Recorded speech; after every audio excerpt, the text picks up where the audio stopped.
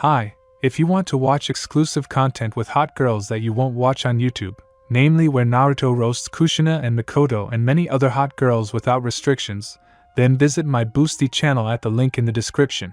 Orochimaru is one of the 3 legendary shinobi, or sannin. He is only interested in experiments, studying new techniques.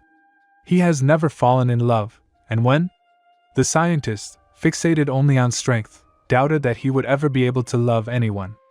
But nevertheless, his newborn daughter literally made the great Sannin's heart tremble. Orochimaru has snow-pale skin, prominent cheekbones, long black hair, golden eyes and a vertical pupil, purple markings around his eyes, snow-white fangs and a long tongue. His appearance is somewhat reminiscent of a snake.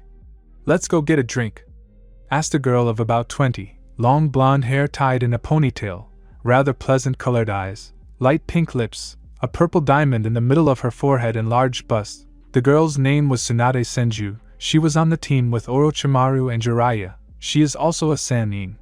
"You only want to drink," the guy answered her, about her age, white hair sticking out in different directions, dark eyes, from them red streaks that look like tears. His name is Jiraiya, and he is also a sannin.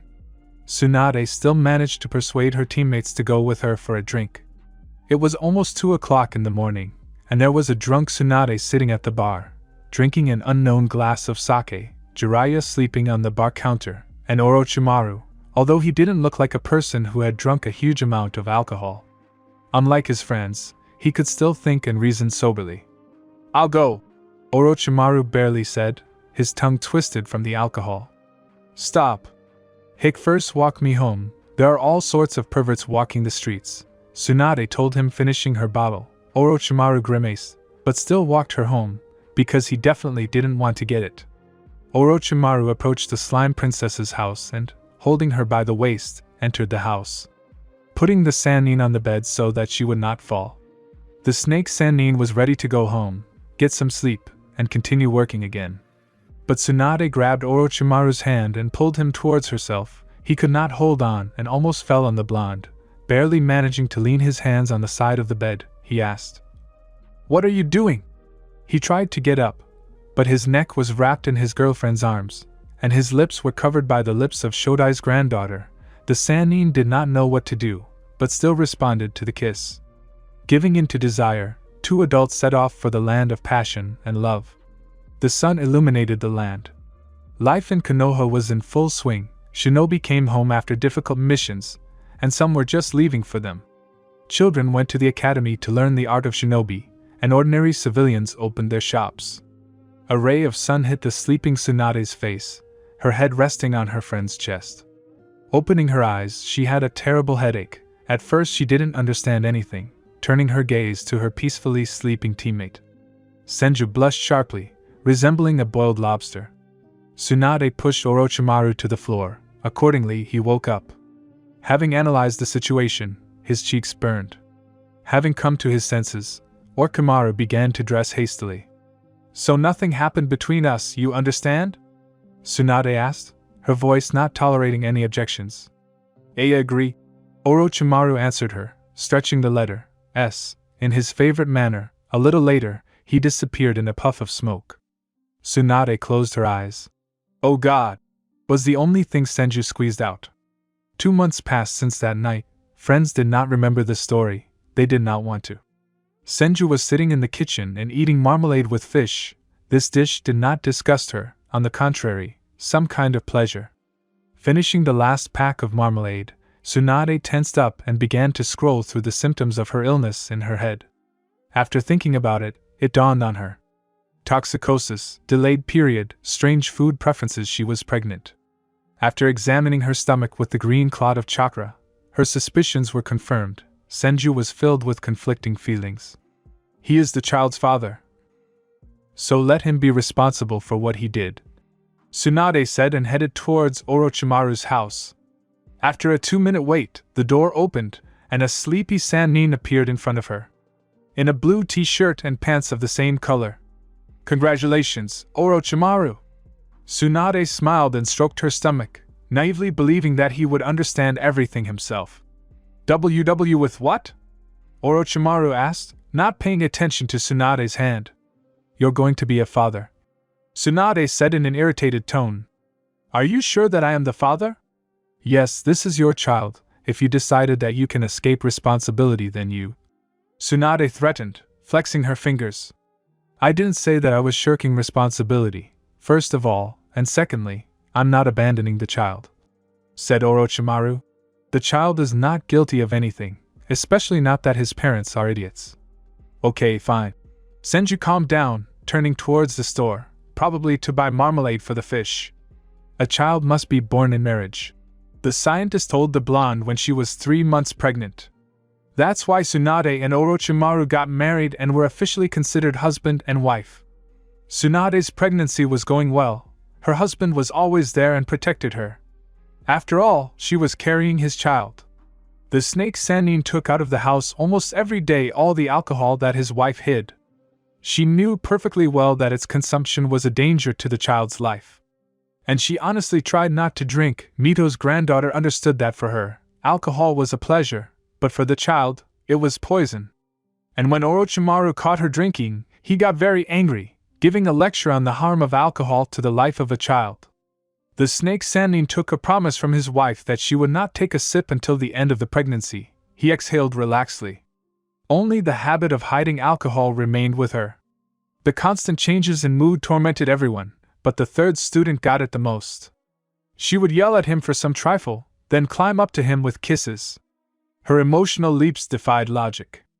And when the baby's gender became known, the parents made a scandal about the name of their child. It turned out that they were expecting a girl, a little princess. What don't you like about the name Eri? Tsunade asked, looking at her husband with a withering gaze. Orochimaru, although a calm shinobi, could be irritated by the behavior of his pregnant wife. We need to calm down, this will end soon. Orochimaru whispered under his breath, but Tsunade clearly heard. You're sleeping on the couch today. Tsunade wanted to add something else, but stopped, smiling, and touched her stomach with her hand. Are you alright? Orochimaru asked his wife in a worried voice, and without waiting for an answer, he approached her. She's kicking. She answered her husband, breaking into a wide smile. You see, she's not happy that I'm going to be sleeping on the sofa, the scientist said, showing off, involuntarily smiling his most tender smile. And so, the long-awaited day came. November 25th, the birthday of the daughter of Tu Sannin. Tsunade asked Orochimaru to be there during the birth. Although she was the best medic in her village, her fear of blood had not gone away. The snake himself was not against it. During the birth, he held her hand, supporting his wife. 5 hours later, the entire hospital heard a baby cry. The tired blonde was very happy. Here she was, her daughter. Welcome to the world, kin, Orochimaru said, looking at the bundle in his wife's arms. Pale skin, a fluff of black hair, and golden eyes. Do you want to support? Tsunade asked. Orochimaru nodded uncertainly and picked up his daughter. She was so small, and defenseless, and cute. With her golden eyes she carefully studied the man in her arms, who was. A nurse approached the young father. Taking the child, she escorted him out of the room, arguing that the mother and child needed rest. A couple of days later, his beloved girls were discharged from the hospital. They came home. Orochimaru rocked his daughter in his arms, admiring her lovely face. From such a picture, his wife's heart fluttered. She looks a lot like you, like a daddy's girl, Tsunade said, looking at her daughter, whose gaze ran from one parent to the other. Yes, I hope she won't have habits like yours, the scientist said, smiling kindly. What kind of people are these? The medic hissed threateningly, reminding her of her husband. Well, for example, a passion for gambling or drinking alcohol. He grinned. I'm only sure that she will be very strong. Kin wrinkled her nose, which made her even cuter in the eyes of the Sannins. That's right, give her to me please, she's hungry, said the slug princess. Orochimaru carefully handed his daughter to her mother and went to the kitchen to make tea. 3 months had passed since the baby's birth. Kin behaved quite calmly, did not cry very often, usually tears were at night. Orochimaru calmed her down while her mother rested. The only problem was feeding. When it was time to take the baby, Kin would try to push the bottle out of her father's or mother's hands, but the baby would always lose and eat it. The most sleepless nights came for the two legendary Sanins. Kin started teething. Constant tears at night. Parents tried to reduce the pain, but it only went away for a couple of hours, then it all started again. Soon the teeth stopped cutting through and one could breathe a sigh of relief. But then new problems began, worse than teething. Half a year had passed since the baby was born. The problems were becoming less and less, but they still hadn't gone away. Kin was sitting in a high chair and watching her mother prepare porridge. The baby took a rattle and started shaking it in different directions, and after a couple of minutes it fell to the floor. Kin brought her eyebrows together. "Come on," Kin said, looking at her mother. "Okay, my little one," Tsunade said, smiling as she handed the toy to her daughter, but then she looked at her daughter in shock. "Wait! What did you say?"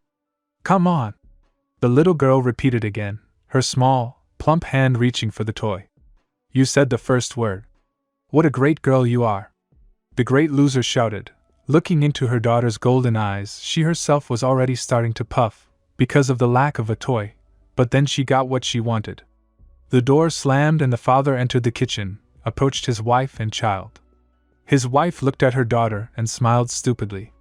"Why are you looking at her like that?" Orochimaru asked her. Tsunade didn't answer and continued to look at her. Orochimaru also looked at the baby, trying to understand why his wife was smiling stupidly, but still didn't understand anything. He was puzzled by the behavior of his princess's mother. Kin looked from her mother to her father and tried to understand the reason for these stares. "Can you imagine?" she said the first words. Senju broke the silence, and now Orochimaru was looking at his daughter with a stupid smile. Today is the 25th of November, Kin's birthday, already 1 year. The Sanin's friends congratulated them and the baby in every possible way. Orochimaru sat opposite his daughter, watching her build a pyramid of multicolored cubes. The baby was tired of playing, so Kin tried to stand on her little legs. They began to shake, and her arms began to wave. Unable to keep her balance, she fell on the fluffy carpet.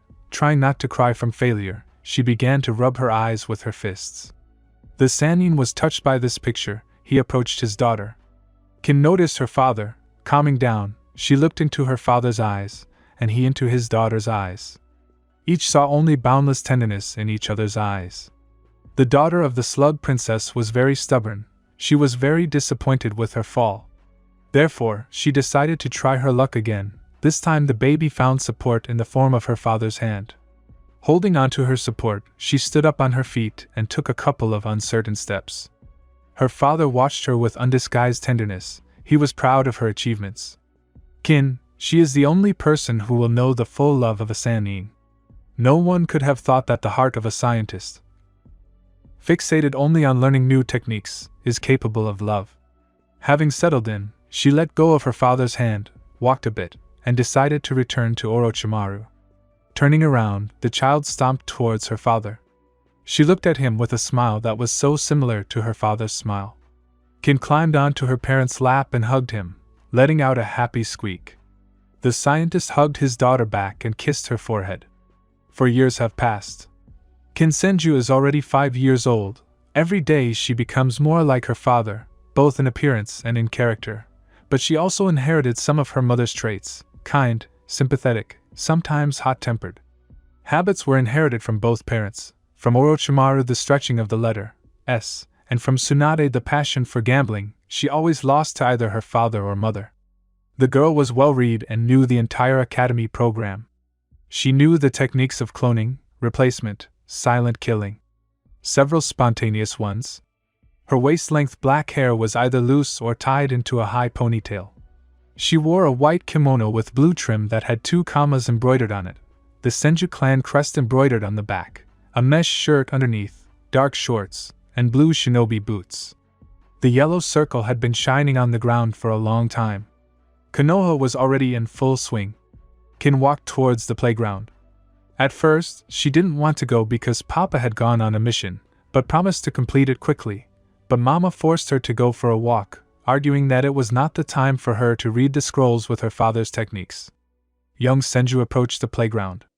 Children her age and some older and younger, she noticed a blonde girl, in an orange suit and with her head down. Kin approached her carefully and smoothly. "Hi," Kin said, almost in front of the girl's face, which made her shudder. Raising her head, Kin saw blue eyes, where there were tears for a couple of seconds. "Why were you crying?" Kin asked. "Hi, nothing," the girl answered, and wiped away the remaining tears. "What is your name?" "I am Kin SS Senzu, 5 years old," young Senzu told about herself. "Naruto Uzumaki, also 5 years old, let's be friends?" Naruto asked, smiling from ear to ear. Kin shrugged. "I don't see any reason to refuse." The scientist's daughter babbled cheerfully and smiled. "Aren't you afraid of me?" Uzumaki asked, her voice now quiet and her grip on the swings chains tighter. "Why should I be afraid of you?" Kin looked at the girl with an uncomprehending look. "It's just that everyone says that I'm a demon," Naruto answered her and pursed her lips. "So what?" "My parents told me that I should have my own opinion." Kin raised her eyes to the sky. Uzumaki smiled again and hugged her new friend. The smaller copy of the snake Sannin was first taken aback by the actions of the newcomer, and then hugged her back. "Why are you stretching this?" the Jinchuiki asked, tilting her head to the side, and walked away from her friend. "I don't know, I got it from my father." Kin smiled, the smile of her parent. Uzumaki was not at all scared, on the contrary, she smiled at her too. Taking her friend by the hand, she dragged little Kin in an unknown direction. The evening came quickly. The girls played hide and seek, tag, simple tic-tac-toe, and many other games. Tired from the day, the friends approached the main street. Naruto had to go left, and Kin to the right. As the little girl approached the house, she remembered that she should have come much earlier. Fearing her mother's anger, she quietly entered the house. Not finding her mother on the first floor, she went to her room. But when she approached the door of the room, she was met by an angry slime princess. "Where have you been?" Tsunade hissed menacingly, raising an eyebrow. She was restless and worried. "Sorry, I met a girl and went on a spree," her daughter answered guiltily, looking down at the floor. Tsunade sighed with displeasure, but silently walked into the kitchen, Kin following her. Having placed a plate of rice and meat in front of her daughter, Tsunade sat down opposite her, beginning to eat. "Who did you meet?" Tsunade asked, looking at her daughter, who was eating faster than before. "With Naruto Uzumaki. We played with her all day, and she didn't even stop," answered Kin. Tsunade choked on her name. "Mom, are you alright?" Kin approached her mother. Tsunade nodded. She hugged her daughter, and she hugged her back. "I'm going to take a shower," Kin said, disentangling herself from her mother's embrace and heading towards the bathroom. "Naruto Uzumaki means," Tsunade whispered into the void. A month has passed since Kin met Naruto. She met Choji Akimichi, a child with a dense physique, although this is normal for his clan. He is very kind and always eats chips. It seems that his pack has no bottom. Shikamaru Nara, he is very lazy and kind. His favorite pastime is sleeping and looking at the clouds. He always walks with a pineapple hairstyle. Another friend was Hinata Hyuga, a modest but kind girl. She has beautiful lavender eyes. She met Naruto about a year ago, when she saved her from the boys who bullied Hinata. The friends get along well with each other. Every day the children walk and play different games. By the end of the day, everyone was tired, except Naruto, who probably had a ton of strength. Kin carefully walked into the library, where her father's various scrolls and books were. Senju Jr. had read some of them, but it wasn't enough for her. So she decided to sneak into the storage while her parent was away. Walking to the farthest shelf, the little girl ran her eyes over the titles. Her gaze stopped on one of the scrolls. The girl was eager to read it. She reached for it, but suddenly someone coughed behind her. Kin shuddered. Turning, she looked at her father's face. His gaze did not bode well. His arms were crossed over his chest. She smiled guiltily. Orochimaru sighed and sat down to be on the same level with his daughter. "You're still too young to read these scrolls," Orochimaru said in a calm voice, and Kin puffed out her cheeks at his words. "Oto-san, please teach me how to summon your snakes," his daughter asked, and Orochimaru smiled. "Okay," the Sannin agreed. Kin took her father's hand and pulled him into the backyard. The weather was fine outside, the sun was at its zenith, clouds were slowly floating across the sky. A light breeze was blowing, causing leaves to fall from the brown branches of the trees. Orochimaru took a summons from a medium-sized house and showed the seals: pig, dog, bird, monkey, sheep. The scientist put his hand on the ground. Black uneven lines came from it. They were enveloped in white smoke, from which a small white snake appeared, with yellow-green eyes and a vertical pupil. Small snow-white fangs were also visible. "You need to write your name in this scroll in blood," Orochimaru said, pointing to the open scroll. Kin's eyes widened, her hands began to tremble. The snake Sannin noticed this. Taking Kin's hands, he gently stroked his princess's wrists. "Are you afraid of blood?" Orochimaru asked, looking into his daughter's eyes, in which there was fear. She swallowed and nodded. "Naked, your mother is also afraid of blood, even though she is the best medic. We must overcome our fears. You can do it. I will be there, okay?" Kin wrapped her arms around her father's neck. He also hugged her back. The mini copy of the snake Sannin bit her finger, and scarlet hot blood came out of it. There was fear in the girl's eyes again. She turned her gaze to her father.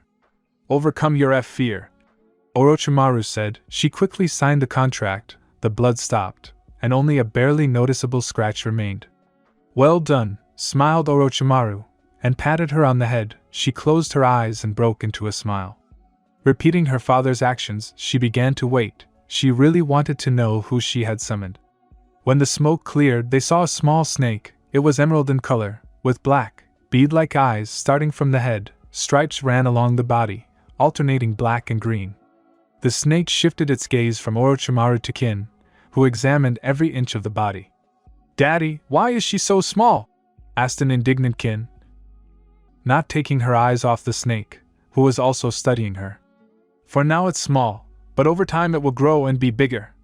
One of the Umbu in a falcon mask and the standard uniform of this organization approached the house. "Orochimaru-sama is calling you, Hogake," the Umbu reported and disappeared. "Daddy, why do you need to go to Hogake?" Kin was perplexed, looking at her dad with a suspicious look. Orochimaru shrugged. "I'll be there soon," Orochimaru informed the fighter and headed towards the house. The summoned animal and the little girl were left alone. "What is my name?" Kin began the dialogue. "Midoriya," the snake hissed in response. "And I'm Kin, let's be friends?" "Okay then," Midoriya answered somewhat reluctantly. She turned her gaze to the top of the girl's head and began to crawl towards Kin, and then along her. Having settled on Tsunade's daughter's head, she relaxed and closed her eyes. "It's convenient here," Midoriya answered the silent question. Kin didn't understand anything and just smiled in response. The Sannin's daughter came into the kitchen where Tsunade was preparing dinner. "Ka-chan, look," Kin said and walked up to her mother. She looked at the tops of her daughter's heads. "Take that snake away, it could be dangerous," Tsunade ordered, afraid that it could be poisonous. "No, I summoned her myself, Dad taught me, didn't you, dear?" Kin answered her. Senju glared at the snake, who was also looking at her. After playing a staring contest, the snake disappeared in a puff of smoke. "Where did she go?" the girl asked her mother. "She returned to her world. Go wash your hands and sit down to eat." Tsunade waved off the question, and Kin went to the bathroom to wash her hands. Orochimaru knocked on the Hogake's office. He was given the go-ahead. He entered the office. Besides the Hogake himself, Hiruzen Sarutobi, there was another elder in the room, Danzo, who, like Hiruzen, protects the village, but only in some strange way. "You called, Hogake-sama?" Orochimaru asked. "Yes, we need to have a serious talk," Hiruzen replied. The snake Sannin stood in the Hogake's office. His former teacher, Hiruzen Sarutobi, and one of the elders, Danzo, looked at him. "You called, Hogake-sama?" Orochimaru asked. "Yes, you must leave the village," Danzo answered firmly, ignoring Hiruzen's existence. "Why?" the snake Sannin wondered. "Because of your experiments," the Sandaime deigned to answer. "I haven't done this for a long time," Orochimaru muttered through his teeth, crossing his arms over his chest. "At one time, many people suffered because of them. If someone from other villages finds out what you did, then Konoha will have a bad reputation, and we don't need that. And also, we know very well that you have a wife and daughter. If you don't leave, then it will be worse for them," Danzo said. Orochimaru pursed his lips and his heart sank. "Sorry, Orochimaru, but this is necessary. You must leave tonight." The look on the village head's face made it clear that this was not his idea. "Okay," Orochimaru answered. trying hard to hide the trembling in his voice, and left the office. It will be better for the village, Shimura stated the fact. The sun was hiding behind the horizon, the birds were not heard, children were leaving the playgrounds, the sellers were closing their shops, the village was slowly falling asleep. The great snake Sannin, not noticing anyone around, walked towards the house. Orochimaru's POV. What disgusting things Danzo and Hokage are, blackmailing me with my family. Bastards. Choke on your authority. Why did I even get involved with these experiments? Why, when everything is going well in my life, is something bound to happen that will ruin everything? I won't be able to see Tsunade, my little one, anymore. And if I don't leave, I can't imagine what they'll do to them. I'll have to leave anyway, for the sake of my beloved girls. End of Orochimaru's POV. Orochimaru sighed heavily. Looking up at the dark night sky, he tried to find an answer to the question. Why is our life so unfair? A couple of minutes later he came home. The light was on in the living room. But on the second floor, where Kin's bedroom was, the light was out. Most likely she was already asleep. Tsunade came out to him. Hugging her husband, she tried to guess what was tormenting him. I need to leave the village. Orochimaru chuckled bitterly. Hugging his wife to himself, Tsunade buried her face in her beloved's chest. For how long? The slug princess whispered quietly. Always, Orochimaru answered. Tsunade pulled back a little and looked into her husband's eyes. Why? Tsunade asked, confusion in her eyes. Danzo and the Third ordered. Orochimaru answered, looking at the floor. You couldn't refuse? Tsunade said, almost screaming, standing in front of her husband and burning him with her gaze. I could have, but I didn't want you and our daughter to suffer. Orochimaru hissed back at her. What do you mean? Tsunade asked, calming down. They blackmailed me with you, and I don't want you to suffer because of me, forgive me. The snake Sannin admitted. Tsunade hugged her husband, tears streaming from her eyes. She constantly loses people she loves. Parents, grandparents, Nawaki, and now Orochimaru is forced to leave her. The only thing that makes her happy is that her daughter is still with her. Why is all this happening to me? Why should I be the one to be separated from the people I love? Why? Tsunade didn't understand why this was happening to her. Tears were running down the blonde's cheeks while Orochimaru held her close and stroked her back. Everything will be fine. I will never leave your life and we have a wonderful daughter. He tried to calm her down, but then continued. I will leave tonight. It's hard to make Orochimaru feel anything. His face doesn't show any emotions. The Sannin's heart has always beat calmly, but with the appearance of two very dear people in his life.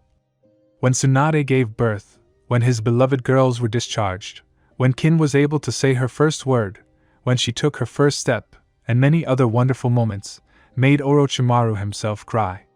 The Sannin carefully entered his daughter's room. She was sleeping peacefully on the bed. Half of the blanket had slipped onto the floor. He smiled at this. And slowly approached the bed, straightening everything. He sat on his knees, looking at his daughter's face. Her disheveled hair was all over the pillow. The girl was smiling in her sleep. This was the last time Orochimaru saw this smile, which was so similar to his. He would miss her very much.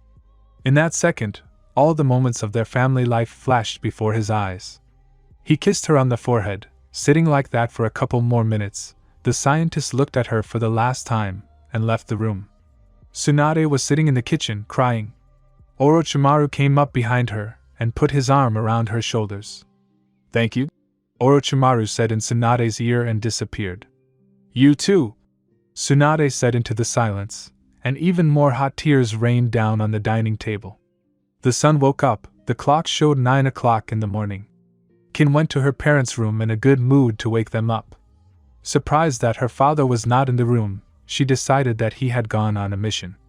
Then, she went to her mother and began to slowly wake her up. A couple of minutes later, Senju opened her eyes and smiled bitterly at her daughter. Kin climbed onto the bed and lay down next to her mother. Mom, where's Dad? Kin asked, looking at the ceiling. The slime princess rubbed her eyes, which were red from crying. Having calmed down, the blonde said, Listen. She sat down on the bed. Kin sat next to her. The little girl was wary. It was all too suspicious. Your father is good, please promise that you won't hate him. Receiving a nod in response, she continued. He became a missing nin. Nuke-nin? But why?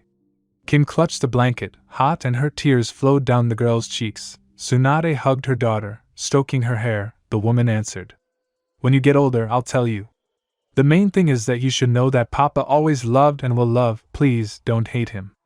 Okay, Kin said and hugged her mother tighter. Kin's POV. Why did Dad leave? Everything was so good. Why did he become a missing nin? Please come back to Mom and me. Don't leave us, don't abandon us. End of Kin's POV. She sat in her room all day and cried a sea of tears. Tsunade saw her daughter's condition. Her mother tried to hold her with all her might, but it was going pretty badly. Orochimaru left the village forever, became a criminal, but none of that matters. The main thing for him is that the elders and Hokage will not touch his family, and all the rest are just trifles or injustices of fate. A week had passed since the Snake Sannin left Konoha. Kin spent those 7 days at home, isolating herself from society. The Hokage and elders recognized Orochimaru as a missing nin, and Tsunade returned to missions. After all, money doesn't grow on trees. Kin sat in her room all week, and only went out to shower and eat. Tsunade said that everything would be fine, and her father loved her. The daughter was grateful to her parent. But when she left the room, Kin began to cry, not understanding how her family deserved all this hardship. The little snake Midoriya, who was summoned by Kin, was next to the girl all this time. Perhaps snakes are slimy and unpredictable, and can poison a person with their venom at any moment. But they can also feel emotions. On the 10th day of self-isolation, young Senju decided to get some fresh air. The miniature copy of the Snake Sannin walked along the streets of Konoha, trying to distract himself from bad thoughts for at least a little while, but to be honest, it was not going well. Walking along familiar streets, her mind filled with images of walks with her parents, Kin couldn't hold back her tears. The little girl walked forward until she bumped into someone's chest and fell. Sorry. Kin apologized in a colorless voice, getting to her feet. In front of her stood a young man. He looked older than her, onyx eyes, hair gathered in a low ponytail at the back of his head. Clothes, dark colors, standard shinobi shoes. Dark stripes diverge under his eyes, from his eyebrows to his cheeks, which is extremely unusual. It's okay, did you cry? The stranger asked. Kin nodded weakly, wiping away her tears with her hand. My name is Itachi Uchiha, and yours? The Uchiha asked. Kin Senju. Kin answered him dryly, looking into the boy's eyes. In her opinion, they were very beautiful. I see, maybe you can tell me what happened. Itachi tried to start a conversation, Kin thought, weighing all the pros and cons. She decided to open up to this lovely Uchiha. Okay. Sensda took a deep breath. She knew the conversation would be long. Without saying a word, they wandered towards the nearest park, so as not to stand in the middle of the road. The Senju and Uchiha clans were walking through the park. She felt better after sharing her worries with someone, although she knew it was reckless to trust the first person she met. The heir of the Uchiha clan felt sincerely sorry for his new acquaintance. He was present during the conversation between Danzo and Orochimaru. I think everything will be fine, not right away, but it will be fine. Itachi tried to support the girl. He lightly hugged her, not expecting any response, but Kin surprised him. Thank you. Senju thanked him and sobbed. Let's go for a walk, Itachi suggested. Kin nodded, and they continued their walk. Kin and Itachi walked for more than 2 hours, during which time she smiled a lot. And she felt very good for the first time in 10 days. While Kin was out with Itachi, Tsunade was at home, doing her usual household chores. Besides her, there was another girl in the house, Tsunade's assistant, Shizen. Shizen is a young, slender girl, slightly taller than Tsunade. She has fair skin, short, dark brown straight hair to shoulder level with bangs, and black eyes. She wears a dark blue kimono with white edges and a pink belt, under which she wears a mesh tank top, and on her feet she wears black open shoes. Tsunade has been complaining to her assistant about Danzo and Hogake for an hour now. She needed to talk it out. Shizen understands this and just listens calmly, without interrupting, sometimes nodding along. After a 2-hour conversation, the first granddaughter felt better. Tsunade-sama, will Kin go to the Shinobi Academy? Shizen asked. Yes, in 2 years, but where is she wandering? Tsunade asked and looked up at the ceiling. Shizen turned her head. Looking out the window, she noticed 2 figures approaching the house. One was not tall, judging by her build, it was a girl. The other figure was taller than the girl, apparently a young man.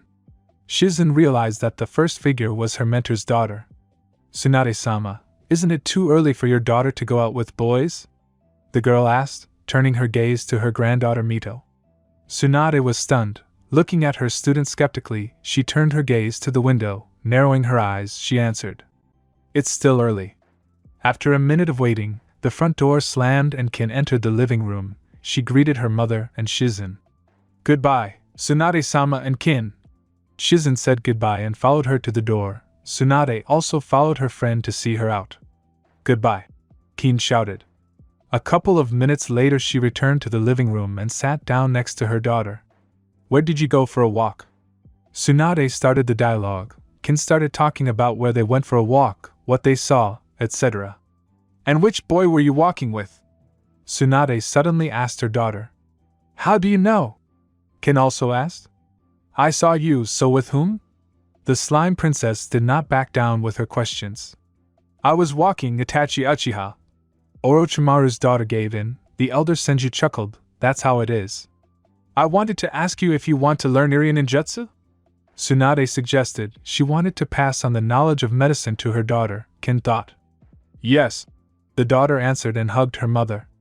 The Sanin's daughter's goal was to surpass her parents, so she was only too happy to learn everything her mother knew. A couple of days passed since Kin and Itachi's alley. After a frank conversation with Uchiha, she almost stopped crying, spent more time with friends. Tsunade wanted to start training her daughter, but performing medical jutsu requires excellent control. Kin was doing well because her chakra volume was not that large. First, Tsunade taught her to expand the chakra channels. This is necessary so that the chakra reserves become larger. For a good result, you need to sit in one place for hours and meditate. To be honest, it's boring. Next, it was necessary to learn to walk vertically. Kin started with a tree. To move on different planes, it is necessary to concentrate chakra in the foot. The main thing is not to overdo it, because if you pour more than necessary, the tree can break. And it will be possible to take only a couple of steps, maybe less. So it is necessary to find a golden mean in this matter. You can also teach walking horizontally. At first glance, it is easy, walking horizontally, but in fact, it is much more difficult than it seems. One example is walking on water. The principle is the same, only more chakras are spent. This is how Tsunade explained it to her daughter when she was learning to walk vertically and horizontally. When studying medical techniques, you not only need to have good chakra control, but also be well versed in the composition of poisons, how to prepare antidotes, what herbs have healing properties. Human organs, so Kin spent almost the entire night reading books about herbs and the structure of a person. Her mother had to help with poisons.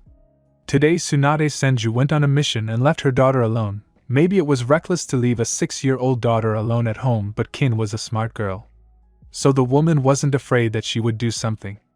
After training in chakra control, she was walking through the streets of the Hidden Leaf Village. Kin noticed Itachi's figure, and someone else was walking next to him. Hello? Itachi greeted as they came closer to each other. Hello? Kin said as well. Who is Ni-san? The stranger asked, looking at the little girl. Next to Itachi stood a boy. Slightly taller than Kin, pale skin, dark eyes, and the same color hair. Hairstyle similar to the fillet of a duck, dark clothes. Although this is normal for representatives of the Uchiha clan, they like dark colors. Kin, this is my Oturo, Sasuke Uchiha Sasuke, and this is Kin Senju, my friend. Itachi introduced them. Nice to meet you, Shining One. The little one hissed, drawing out the S in her favorite manner. Okay, I have to go, bye, see you later. Kin said goodbye and walked around them like a snake, continuing on the road of her life. Why does she stretch the S? Sasuke asked, looking towards the girl. Kin said that she got this habit from her father. The elder answered. A little later, the Uchiha brothers also went home. The sun was shining brightly. delighting the inhabitants of the earth with its rays. The weather was wonderful, although, this is not surprising, enlisted the weather is always great, only on rare days it rained or was cloudy. The granddaughter of the first Hokage, Tsunade Senju, was walking along the streets of Konoha. Today she returned from a mission and was heading towards the Hokage residence to submit a report. After submitting her report, she headed home, wanting to rest and relax. Senju came home and immediately smelled something burning. She ran to the kitchen. There, the woman saw her daughter trying to cook something. In the end, of course, she managed to fry something, and fry it very well. Kin turned to her mother, who was leaning against the door frame, and laughed at what she saw. Kin was not very happy with the situation. "What are you thinking? I left you some food in the fridge, you just had to warm it up," Tsunade said, trying not to laugh. Simply I decided to cook something, and this happened," Kin answered, with a hint of sadness in her voice. Tsunade patted her daughter on the head and hugged her. "Ka-chan, I miss you," Kin whispered, burying her nose in her parent's shoulder. "Me too, sunshine. I've learned to walk on surfaces, but only on wood for now," Kin delighted her. "What a good girl." Tsunade praised her child, starting to stroke her head. "Now, will you teach me Irian Ninjutsu?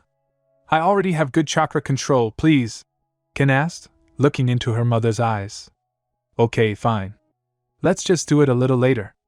Mom agreed. The snake Sanin's daughter nodded. "And you go clean the kitchen for now," Senju the elder ordered.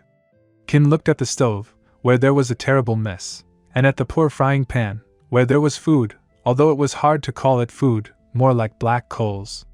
After a couple of minutes of sad oohs and ahs, she began cleaning. The sun was slowly setting behind the horizon, the clouds were turning pink, and the sky was also giving off some orange and burgundy color. The daughter of the Sannin and the granddaughter of Hogake were in the backyard. Kin had been trying to get the fish to move for an hour, but alas, it was not working. Tsunade always believed, and will continue to believe in her daughter. Another 30 minutes passed. Kin was still trying to get that stupid fish to move. Tsunade, however, slowly but surely began to fall asleep. It worked. Her daughter's scream brought her out of her sleep. She went up to her and saw the fish moving. "Well done, let's call it a day," Tsunade suggested. Kin nodded in agreement and they went home. Somewhere outside of Konoha, and perhaps outside of the Land of Fire, no one knows the exact location. In a dense, barely passable forest, there is a small cave at first glance, but this is not really the case. In this cave was one of the shelters of the snake Sannin of Konoha. They are located not only on the territory of the Land of Fire, but also on the territory of other countries. Where did he get them from? You ask, and I will answer you. When the Sannin was not yet married, and Tsunade did not carry his child under her heart, he planned to leave the village. Because there was a chance of his detention, since the experiments conducted by the scientists were terrible. The cave from the outside resembled something damp, with unpleasant places. Even creepy places. In the corners, spiders constantly weave their white and sticky webs, and eat their victims on them. If you know how to get to Orochimaru's lair, the cave will not seem so disgusting to you. Long corridors, constant turns, if you get lost, you will not be able to get out. His shelter is a real labyrinth, dark purple and smooth stones were the floor, the light was dim. But even so it was perfectly visible, in the opinion of Orochimaru himself, as well as a huge number of rooms. The snake Sannin sat and worked on his experiments. Yes, he stopped them when his daughter was born. But now, the renegade can finish what he abandoned. Orochimaru had his own summons snakes, he knew them all. With their help, he could find out information about his daughter and wife. It was good that Kin also signed a contract with snakes, and summoned them every day. Midoriya, his daughter's first summoned snake, told him about his girls' lives every day. Orochimaru used a summoning technique, pouring a tiny amount of chakra into it. A cloud of smoke formed, and an emerald snake with black, beady eyes appeared in front of him again. Today she studied medical techniques. Tsunade Sama taught her that. The snake hissed. Orochimaru chuckled. So that's it. What are her successes? The Sannin asked. She was able to revive the fish. Midoriya hissed again. That's it. Snake nodded and disappeared into her world, where there are many like her. Orochimaru sighed tiredly. He was proud of his daughter, and was glad that everything was getting better for them. Now, Orochimaru needs to make a plan for living for the next 5 years. His goal was to take revenge on Konoha, not all of it, but 2 personalities, and what's the best way to do it? That's right. Create your own village, sign a peace treaty with some hidden village, and attack it during any Chunin exam. The plan is crazy, but the Sannin is also crazy, so he should succeed. 2 years passed. The daughter of the Sannin trained in medical techniques, taijutsu, various elemental techniques, throwing kunai and shuriken. She also read a lot about the world of shinobi, fiction, and sometimes her father's scrolls. Kin did not stop communicating with Shikamaru Nara, Choji Akimichi, Naruto Uzumaki, Hinata Hyuga, Itachi Uchiha and Sasuke Uchiha. Senju Jr. introduced Uchiha to Uzumaki, and they did not become friends very well. At their first meeting, both declared themselves eternal rivals. Spring is a beautiful time of year. Nature is gradually starting to wake up after 3 months of deep sleep, flowers are starting to open their buds, and the trees are swelling their buds, the sun is starting to warm the earth. Today, early April, a new school year is starting at the Shinobi Academy. This year there are a lot of newcomers. Kin was squeezing her mother's hand, she was scared. Is everything okay? Tsunade asked. Kin nodded uncertainly. After all, it was her first day at the academy, and she was very worried. Don't worry, everything will be fine. You can invite Naruto to visit after school, Tsunade suggested and put her arm around her daughter's shoulders. Kin smiled. Fine. The third Hokage came up to the stage. Several Jonin rank shinobi stood next to him. Tsunade clenched her teeth. You can't imagine how much she wanted to punch her teacher. The third began to talk about the will of fire, what shinobi should be like, what they should do, who to listen to, and so on. After finishing his inspirational speech, he stepped aside, and the headmaster of the school came out in his place. A tall man with brown eyes, he was dressed in the standard Chunin uniform. You will be assigned to classes A, B, and C, the principal announced, reading out the class lists. Kin and her friends were assigned to the same class, which pleased her. After being assigned, the children, under the guidance of their class teachers, went to their classes. Entering the classroom, the young students of the academy dispersed to their favorite places. Senju sat next to Uchiha, and Uzumaki next to Senju because the desk was designed for 3 people. Itachi's younger brother chuckled, and Uzumaki turned a displeased look to Uchiha. Almost all the girls looked angrily at Kin and Naruto. Why? Because Uchiha just walked into the classroom and all the girls immediately fell in love with him. Of course, except for Hinata, Naruto, and Kin. Many of the female representatives wanted to sit with their idol, whom they saw 5 minutes ago, but apparently it was not meant to be. The class teacher of Orochimaru's daughter turned out to be a young man, with slightly dark skin, dark eyes, chestnut hair, gathered in a ponytail at the back of his head. He had a Konoha forehead protector tied around his forehead, a scar running across the bridge of his nose, and he was wearing the standard Chunin rank shinobi uniform. Attention, class! I am Iruka-sensei. I am your homeroom teacher for the next 4 years. Now each of you must introduce yourself, tell what you like, what you don't like, your goal, your dream, Iruka said with a smile, looking at his charges. Only Naruto was honored with a cold look, because she is a monster, a demon.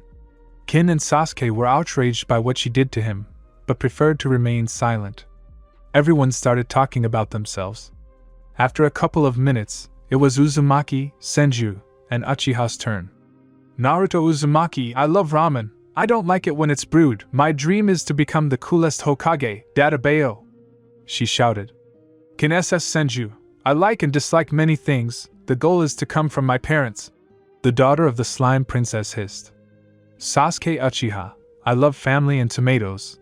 I don't like many things. The goal is to become stronger than my older brother. After his story, the eyes of almost all the girls in their class took the shape of hearts. Well, classes will start tomorrow, at 9 o'clock in the morning, Iruka announced to everyone. Goodbye, guys. He said goodbye to the children, and everyone began to disperse. The children came out into the academy courtyard. The parents congratulated their children. Kin approached her mother and hugged her. Congratulations. Tsunade smiled. Titi, thank you. I'll call Naruto, okay? Kin asked. Senju nodded. The mini copy of the snake Sannin looked for her friend with her eyes, and found her. The girl was sitting on the swing, watching the children and their parents. Naruto! Kin shouted. Uzumaki raised her head and smiled like 32 is not the limit. It was hard for Naruto to watch how children go to their parents, hug them, share their impressions of school.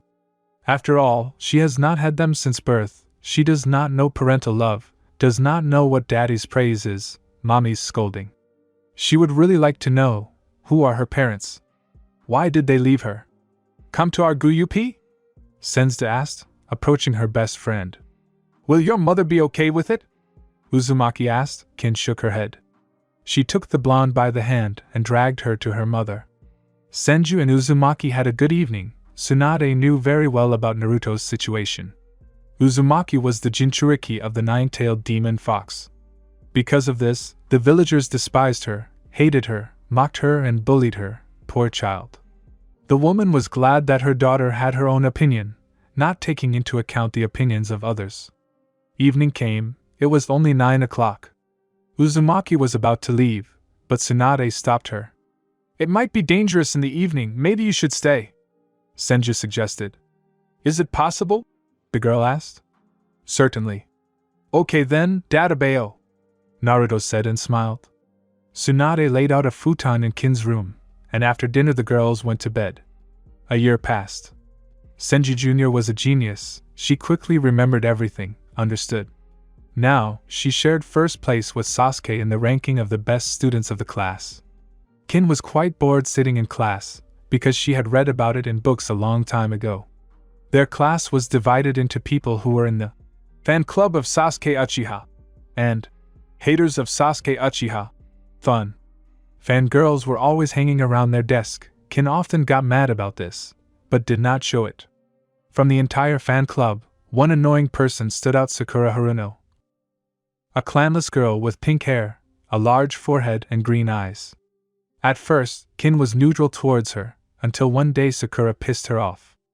Flashback. It was a normal day, breakfast, lessons and break. Sasuke and Naruto were arguing about something. It had become a habit for them. Kin was sitting between them and didn't understand what they were arguing about again. Ramen, better than your tomatoes, Naruto exclaimed, looking at Sasuke. He was always calm and cold to almost everyone, but it turned out that even he could be pissed off. Firstly, he hated his fan club to death, which followed him. Secondly, Naruto, his eternal rival and friend. Soon Sakura came up to their desk. Uzumaki and Uchiha still had not resolved their argument. Having put on perfume, they demonstratively turned away from each other, so cute and strange. The mini copy of the scientist only shrugged. Kin, your parents are Sanins, right? Sakura asked, standing in front of their desk. Kin nodded and waited to see what would happen next. Your father is a missing nin, right? Without waiting for an answer, she continued. So you are the same, you will betray in an instant, right? Sakura asked, looking at the ceiling with a thoughtful look. Kin's heart sank. It still hurt. She remembered that day, and cried into her pillow in the evenings when her mother was on a mission. You don't know anything about him or me, so think before you open your mouth, Kin replied in a cold tone. Sakura's hands clenched until her knuckles turned white as she looked from the ceiling to Kin. You, Haruno wanted to answer, but the bell rang. She could only go to her seat. Naruto, seeing her friend's condition, took her hands. Everything okay? She asked Kin in a whisper. Because the lesson had already started, Senju nodded and smiled. Sasuke was also worried about his friend. He saw that this smile was fake, and there was pain behind it.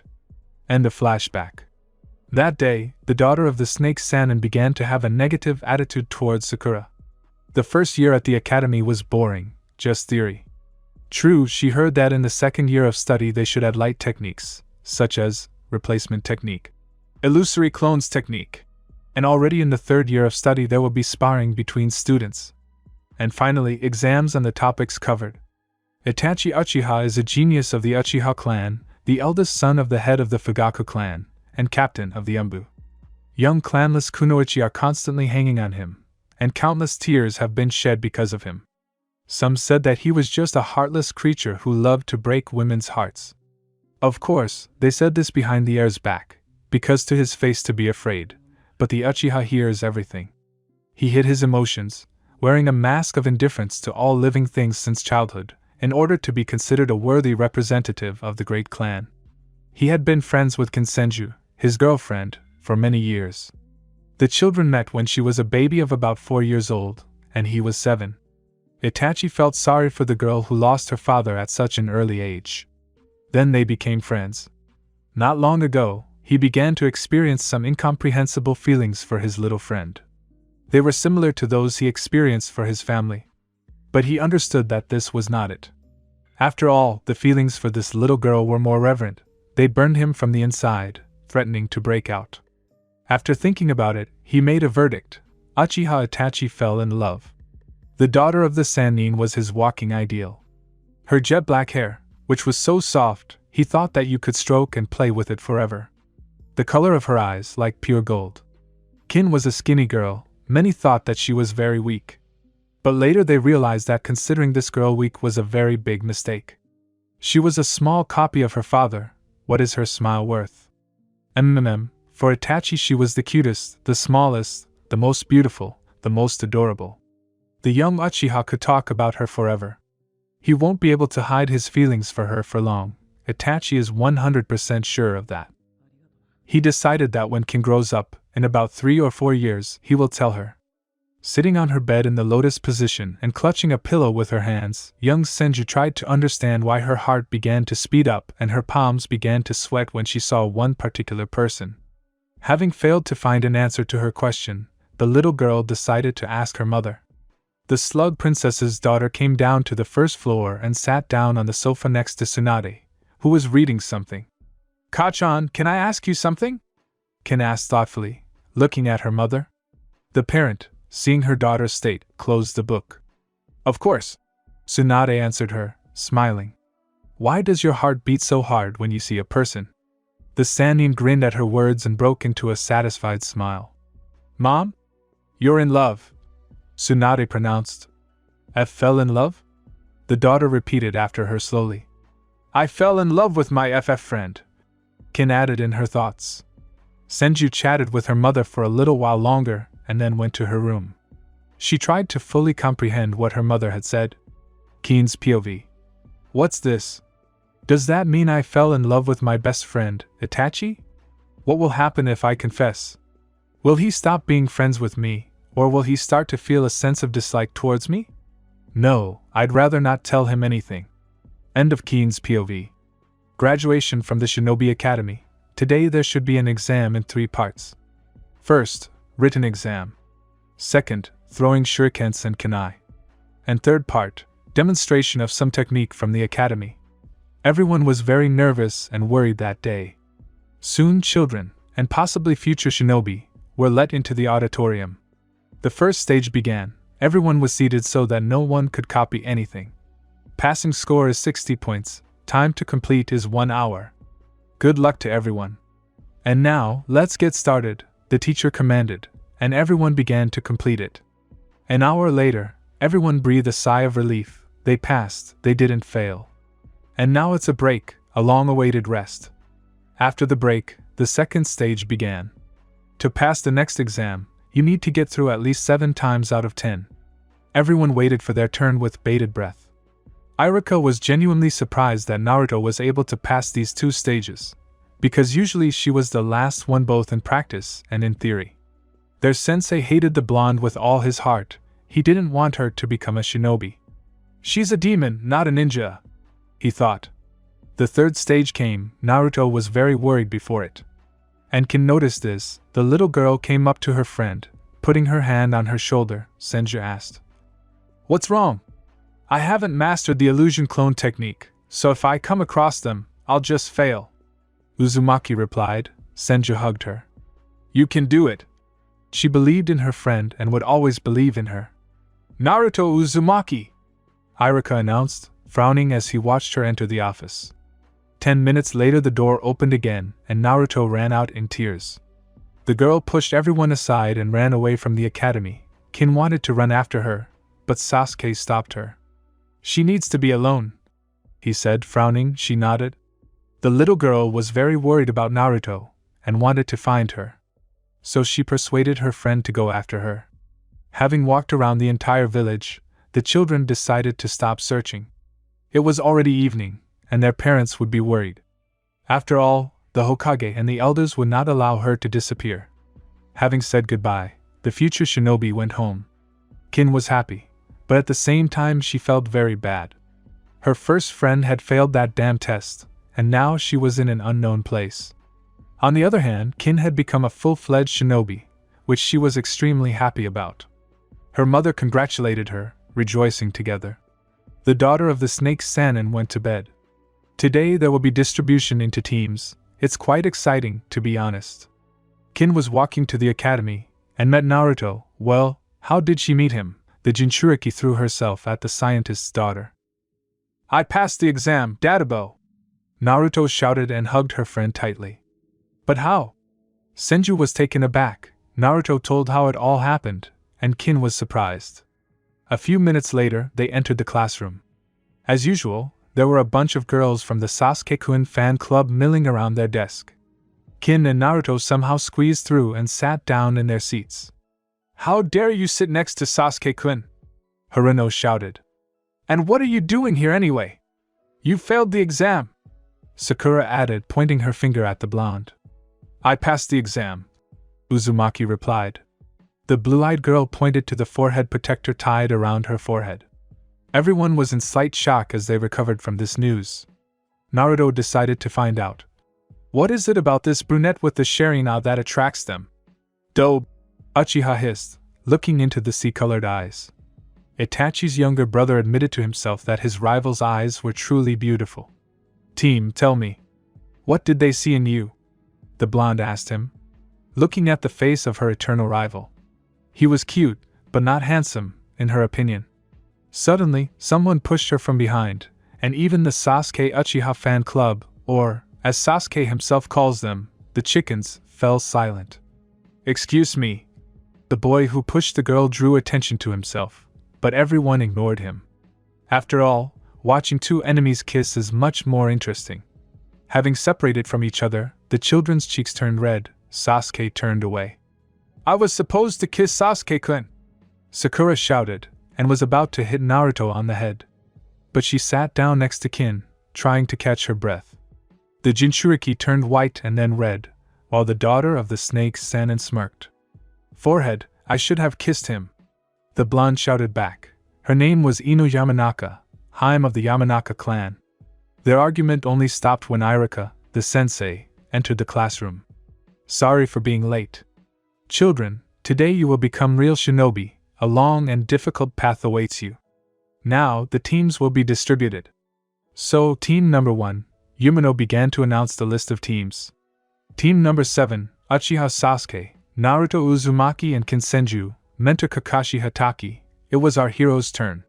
The teacher was about to continue, when Sakura brazenly interrupted him, getting up from her desk. "Why are there 2 girls on the team? There can only be 1. Haruno was perplexed. Irika sighed tiredly. "Because there should be 2 security officers and 1 medic on the team. Usually guys become security officers and girls become medics. But Naruto can't be a medic, she's a natural-born security officer. And if you, Sakura, are not happy with something, then I ask you to go to the director." Irika continued announcing the team lineups without receiving an answer. Sasuke's POV. "Naruto has such beautiful eyes, like the endless sky. I want to look into them forever." "Stop. This is not the time to think about. Sasuke, pull yourself together. You are an Uchiha. I am on a team with 2 girls. Fortunately, they do not chase me and do not shout my name with the prefix kun, because it is annoying. BRRR. End of Sasuke's POV. Naruto POV. "Sakura pisses me off so much, she always yells and wants to hit me on the head for something. And that kiss with Sasuke team, it was probably nice. Aish okay. On a team with Sasuke team and Kin, hooray, Dadaba. On a team with my best friend and my best friend, who became my eternal rival." End of Naruto POV. Kin's POV. Well, this is the beginning of a long relationship between Sasuke Uchiha and Naruto Uzumaki. They really suit each other. I'm on the same team with them and mentor Kakashi Hatake. He's quite a strong jonin. End of Kin's POV. Team number 7 has been waiting for their coach for an hour. The other teams had long since left, and they were waiting for their coach. I suggest we set a trap for him, Uzumaki suggested. He's an experienced jonin. I don't think he'll fall for a trap, Kin said. But her friend clearly didn't hear her, so she went to look for things for the trap. Senju and Uchiha decided to participate anyway. After all, they were bored. Sasuke had devised a trap for Sensei, and Naruto and Kin had carried it out. The idea was that when their teacher entered the classroom, rags with chalk would fall on his head. After waiting a little longer, a man in a jonin uniform entered the classroom. White hair that didn't know what gravity was, a mask that covered half of his face, and a green book in his hands. Who did this? He asked. Kakashi's POV. The Hokage gave me a team of genin, again. Okay, they won't pass the teamwork test, and I'll take on a mission for 6 months again. I was walking to the auditorium where my genins were supposed to be. They have been waiting for me for 2 hours. Well done. They set a trap for me. Okay, I'll fall for it. I entered the office and rags with chalk fell on my head. Who did this? I asked. Most likely they will frame Naruto. End of Kakashi's POV. The boys let out a chuckle, with Naruto laughing the loudest. When Uzumaki calmed down, they high-fived each other. Who did this? Kakashi asked again. I came up with a plan, and they found materials for a trap. Sasuke answered the question. Okay, I don't like you, let's go to the roof, Kakashi said and disappeared. A few minutes later, the genin were sitting on the roof. Kakashi preferred a vertical position, so he was now leaning against the railing. First, introduce yourself, what you like and don't like, your goal or dream, Hatake began, looking at the clouds. You start, he added, and pointed at the blonde. Naruto Uzumaki, genin of Konoha. I love ramen and friends. I don't like when ramen is brewing. My dream is to become Hokage, Data Boyo. Naruto introduced himself. Now you. He pointed with his gaze at the only guy on the team. Sasuke Uchiha is a genin. I love tomatoes and family. I don't like many things. The goal is to become stronger than my older brother. Sasuke, a true Uchiha, said emotionlessly. Kin SS Senju. I like and dislike many things. The goal is to surpass my parents. Shodai's great-granddaughter hissed like a snake. Okay, tomorrow at 5 o'clock in the morning be at the training ground 7. Tomorrow will be the first training session, no lateness, and also no food, said Kakashi and disappeared again. Kakashi's POV. Team 7, 2 kunoichi and 1 boy, this is the first time. They all want to get stronger, weird. Naruto Uzumaki, she has a large reserve of chakra. If she learns how to use it correctly, she will be strong. Plus, she has good regeneration thanks to the nine-tailed. Sasuke Uchiha currently does not have Sharingan. If he awakens, he will be very dangerous in battle. Kin Senju is the daughter of 2 Sannin, most likely has a good command of medical techniques, a half-breed of the Senju clan, and a fairly large reserve of chakra compared to other genin. Quite an unusual team, 2 of the great clans of Konoha, and also a representative of the Uzumaki clan. If they train well, they can become quite strong. But to do so, they must pass my exam, and it is difficult. With these thoughts, Kakashi ended his day. The sun slowly rises into the sky. Everyone has only 4 o'clock on their watch. Everyone is asleep. But only Team 7 stood on the training ground and waited for their sensei. Uchiha, Senju and Uzumaki stood sleepy and hungry. The first hour passed and Kakashi was still not there. They sat down under a tree. The children had not slept enough, so in an attempt to stay awake, they decided to talk. Sasuke sat in the middle, and his girlfriends on the sides. The young shinobi talked about different things, from the type of ramen to any character in the new movie. Naruto was bored, of course. At first she furiously proved to her teammates that this or that type of instant noodles was better, but by the end she was tired, so her head soon fell on Sasuke's shoulder. The others, noticing this, switched to whispers. After another 30 minutes had passed, Senju laid her head on Sasuke's shoulder. The Uchiha was embarrassed by the behavior of his girlfriends. If before this his cheeks were only pale pink, then after Naruto hugged him across the torso in his sleep. Pressing herself against him, his face acquired a bright red tint. The girls woke up half an hour later. Only Uzumaki was ahead of Kin by a few minutes. Opening her eyes, the Jinchuriki noticed that she was hugging her eternal rival. Involuntarily widening her eyes from shock, she jumped away from the boy as if scalded. Orochimaru's daughter woke up quickly, stretching. She began to watch the blonde trying to hide the blush from her dark cheeks. Having brought themselves to order, the graduates of the academy began to wait for their mentor, and now, after 6 hours of waiting, Kakashi-sensei deigned to appear. "Kakashi-sensei, where have you been?" Naruto asked, getting up from the ground. "Sorry for the wait, a black cat crossed my path, I had to go around it." The copyist made an excuse. The boys stood in front of Kakashi, preparing for the test. "Your task, take the bells from me, you have an hour to do this. Keep in mind that if you fail, you will be sent back to the academy," Hatake explained to them, releasing an ominous key. Naruto bit her lip. Kin was deep in thought. Only Sasuke maintained a cold expression. Seeing the state of his quasi-students, the ash-haired man grinned. "Let's begin," the former ANBU member commanded, timing the time. The children immediately rushed into the bushes. "Not bad," thought Kakashi, wondering if they would guess the true purpose of this test. "We can't win alone, he's quite a strong jonin, we need to team up," Senju thought to herself. First she found Uzumaki, then Sasuke. They sat and thought over a plan, how to take away the bells, having told each other about their possibilities beforehand. It took them a fair amount of time to draw up a plan, but they were satisfied. Senju ran out of the bushes and hit the ground. The earth split and rose up. Kakashi was surprised by Kin's strength. Having managed to escape from under the pieces of earth, he did not notice how Sasuke jumped from the tree and began to fold the seals of the fireball. Hatake reacted quickly, using a substitution. Suddenly Naruto rushed at him with dozens of his clones, who pretty much frayed his nerves with their screams.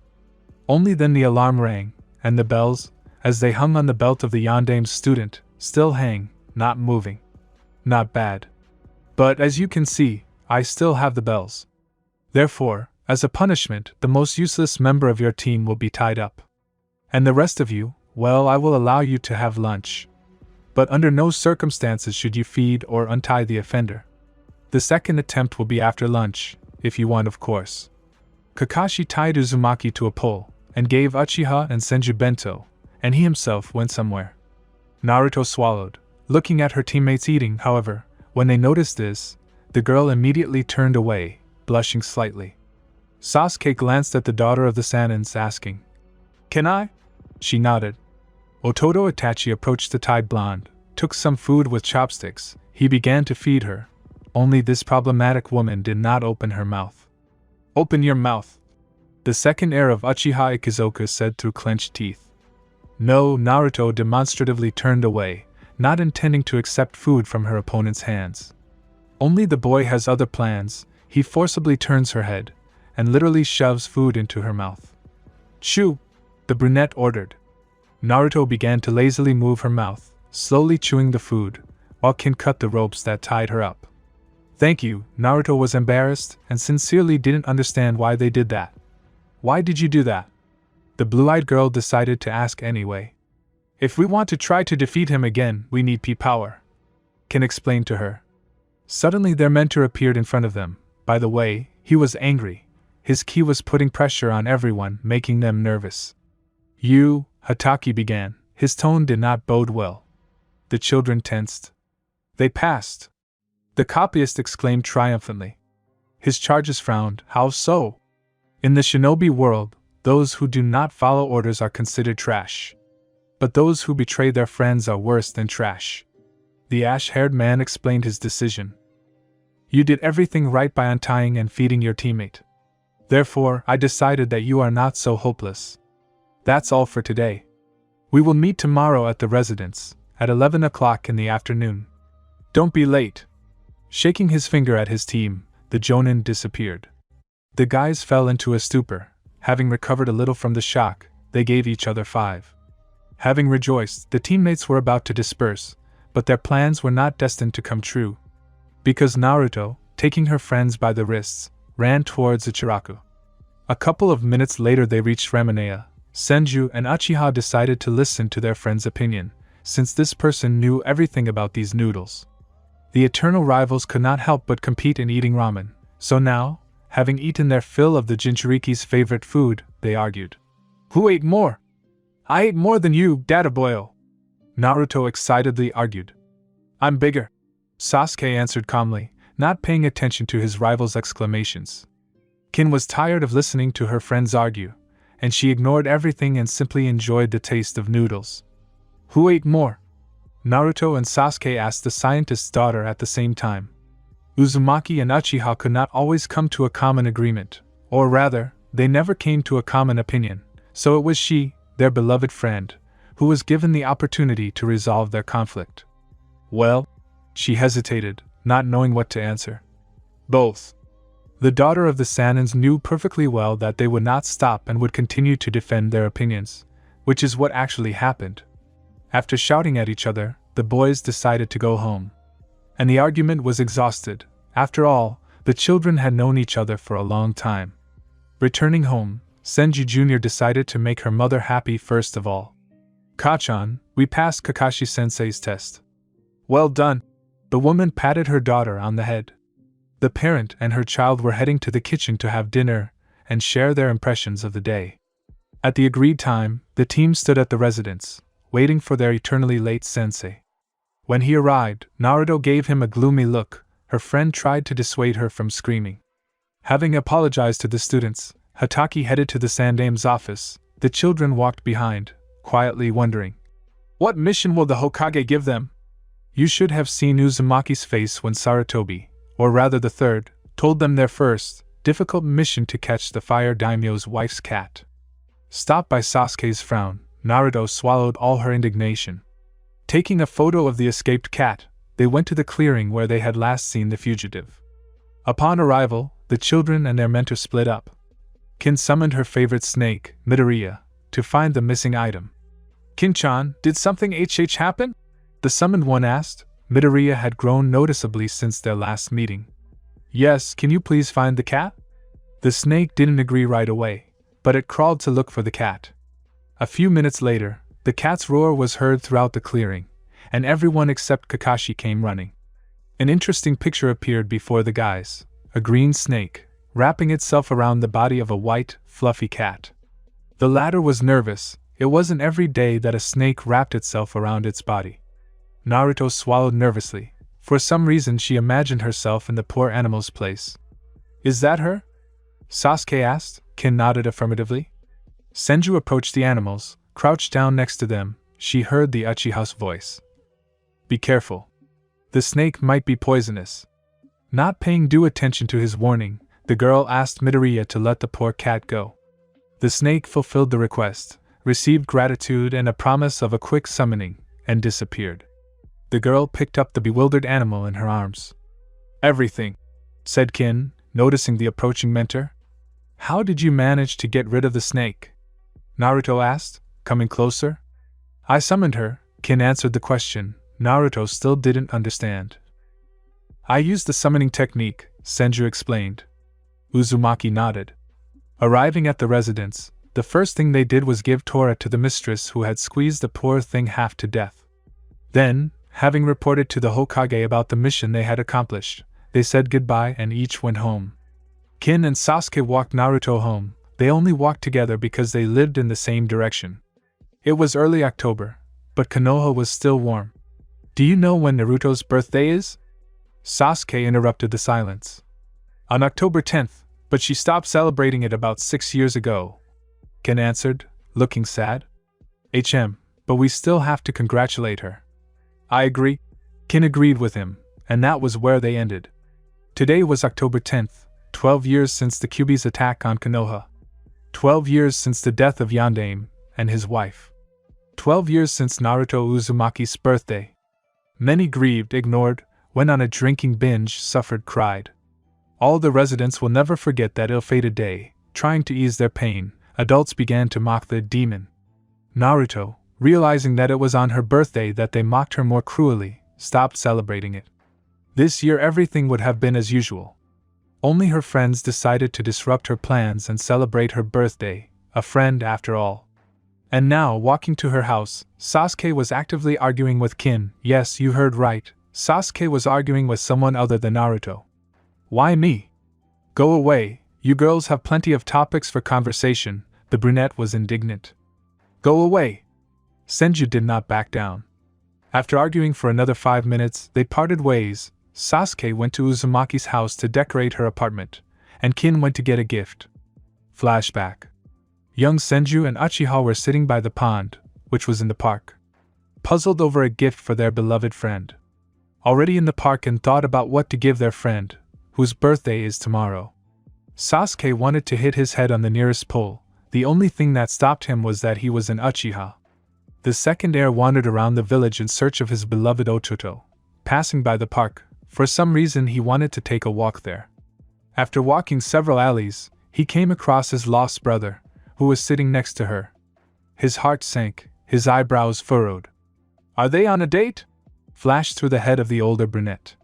Without wasting a minute, he headed towards the children. Hello, why are you sitting? Itachi asked. The children turned around. Hello? They said at the same time. We think Naruto's birthday is tomorrow, and we don't know what to give her. Sasuke explained to him. Well, maybe some kind of animal then, Itachi suggested. Exactly, Kin said.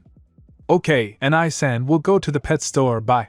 The younger one said goodbye to him, walking towards the store. Bye, Itachi, Titi, thank you for the idea. Kin thanked him with a smile, and Itachi's heart felt warmer from her smile. After some time they came to a pet store. The children carefully examined each animal. Maybe a hamster? Sasuke asked, looking at the cage with small hamsters. They live for 1 or 2 years. Kin did not agree with her friend's choice. Fish are fine. Naruto needs a pet to play with, Uchiha thought. A pet to play with, long-lived, cute in appearance, but can bite. Who could it be? The brunette thought. Suddenly a squeak was heard from somewhere. Having found the source of the sound, a box that stood near the cash register, Ototo Itachi decided to clarify whether the future gift was there. Excuse me, is there a puppy in there? Sasuke asked, coming closer to the box. Yes, the last one left, 9 months old, said the cashier. Sasuke went back to Kin. Let's give her a puppy, suggested Naruto's eternal rival. They live a long time, and Naruto can play with them. Kin agreed, and they went to the checkout. Can I take the puppy? Asked Kin. The woman nodded and handed her a small puppy with red fur. It was happily wagging its fluffy tail. How much is it? The puppies are free, the woman replied and smiled sweetly. Thank you very much. The children thanked her. Let's go. Uchiha was already heading towards the exit. Where are you going? The younger one did not understand the actions of her friend Senju. The little ball of fur in her arms squealed happily because the girl scratched him behind the ear. We did choose a puppy, Kin chuckled at her friend's words. Starting to list the things there, gift, needed. Sasuke snorted, and they went to choose a bed, toys, a collar, a leash, food, bowls, and many other things for their new friend. They both decided that the puppy would live with Kin for a while. Now, having done all the necessary shopping, the boys were heading home to Senju. Sasuke was carrying heavy bags, and Kin was carrying the puppy. Senju was the first to enter the house, and Tsunade met her at the door. Sasuke followed, carefully placing the bags on the floor. The Sannin frowned, looking at the puppy, the bags, and the children. Hello, Tsunade-sama, Sasuke greeted. Hello, Sasuke, what kind of puppy is this? Tsunade asked, squinting. This is a gift for Naruto. Her birthday is tomorrow. For now he will be here. We will pick him up tomorrow, Kin explained. Tsunade sighed heavily. Okay, she agreed. Sasuke said goodbye to them and went towards his house. And mother and daughter decided to have dinner. End of flashback. Uchiha approached Uzumaki's apartment, knocked, and began to wait for an answer. A couple of minutes later, a frowning Naruto opened the door, greatly surprising the brunette with her facial expression. He had never seen her so frowning and sad. Hey, let's go for a walk? Sasuke asked. Naruto was surprised, but still agreed. Having spent a little time getting ready, they literally left her house 10 minutes later. It was unanimously decided to go to the park, while our couple went for a walk. Kin approached the door. As it turned out, the door was not locked. Senja entered the apartment where it was clean and tidy. She hung balloons, various decorations, cut a cake, moved the puppy and his things from the house. Sasuke came home to Naruto before her. Because she decided to take a walk, they turned off the light and began to wait for Uzumaki to return. The children waited for the blonde for half an hour, and finally Naruto came. When she entered, they suddenly jumped out, almost scaring Naruto. Then there were congratulations, wishes, hugs, and in the end, they gave her a puppy. Uzumaki did not expect this and burst into tears of happiness. "Why did you have to do that?" Naruto asked, wiping away her tears, the puppy laying quietly on her lap. "We are your friends," answered Kin, hugging her friend. Sasuke, seeing this idol, also decided to join in. Carefully hugging his friends, he smiled. The girls were a little embarrassed, but did not move away. Friends, how much this word means. For the second month in a row, Team 7 had been doing rather boring tasks, weeding the garden, feeding the dogs of the Inuzuka clan, helping the grandmothers, etc. While the children worked hard, they got tired. Their sensei disappeared somewhere, sending clones on tasks in his place. Now the entire team number 7 stood before the Hokage. Even Kakashi showed up, strangely. Hiruzen was calmly smoking a pipe, sorting through papers, and looking for the necessary mission. "Your mission is to help the janitors sweep the park," Sarutobi calmly announced. "Old man, give me a normal mission already, Dada Boyo." Naruto couldn't stand it any longer and shouted. You can't imagine how tired she was of these boring, tedious missions. The others completely agreed with her, although they were embarrassed to express their dissatisfaction so openly.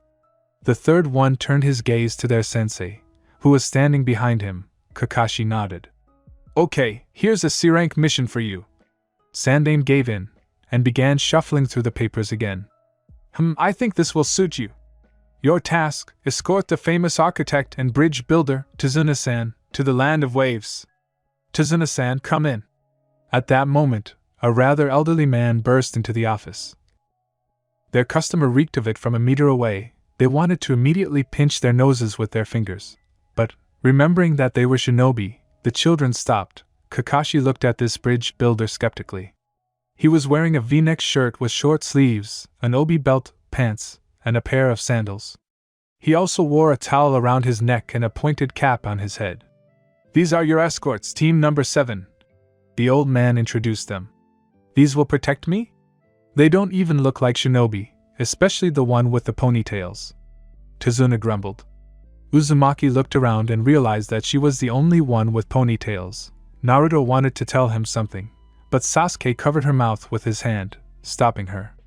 "Okay, we'll meet in an hour at the gates of Konoha." Kakashi sighed tiredly. Receiving nods in response, he disappeared into the Shunshin. The children said goodbye to the Hokage and the architect. Only Naruto gave the customer a contemptuous look before leaving. Arriving home, the girl found her mother there, who had just come from the hospital. Having greeted the woman, the scientist's daughter decided to tell her mother about the mission to accompany the bridge builder. "Kachan, can you imagine? We were given a C-rank mission," the little girl said, hugging her mother. You were given a C-rank mission quite early. Okay, tell me, what is it?" the first granddaughter asked, hugging her daughter back. "To accompany Tsunade-san, a famous bridge builder and architect to the land of waves," Orochimaru's daughter answered, not expecting her mother to panic and give a bunch of instructions and advice that would be useful during the mission. Well, that's what the elder Senja thought. Kin could only listen and remember. An hour later they were already standing and waiting for their sensei and customer. A couple of minutes later they came and set out on their way. The whole way Kakashi was reading his book. Sasuke, Kin and Naruto were talking about something, and Tsunade was nervous the whole way. A couple of hours later, Sasuke and Kin noticed a puddle, even though it wasn't raining, and as soon as they wanted to ask Kakashi about it, 2 missing nin from the Hidden Mist village jumped out of the puddle. Gozu has messy dark brown hair and dark eyes. He wears a rebreather that covers the lower half of his face and a large, clawed, poisonous gauntlet on his right hand that had a chain coming out of it, the other end of which was attached to his brother's gauntlet. Gozu's attire consists of a camouflage suit with bandages around his waist, dark knee-length sandals, and a tattered black cloak. His Kirigakure forehead protector has a single horn on it. Meizu had long, shoulder-length, dark brown hair and dark eyes.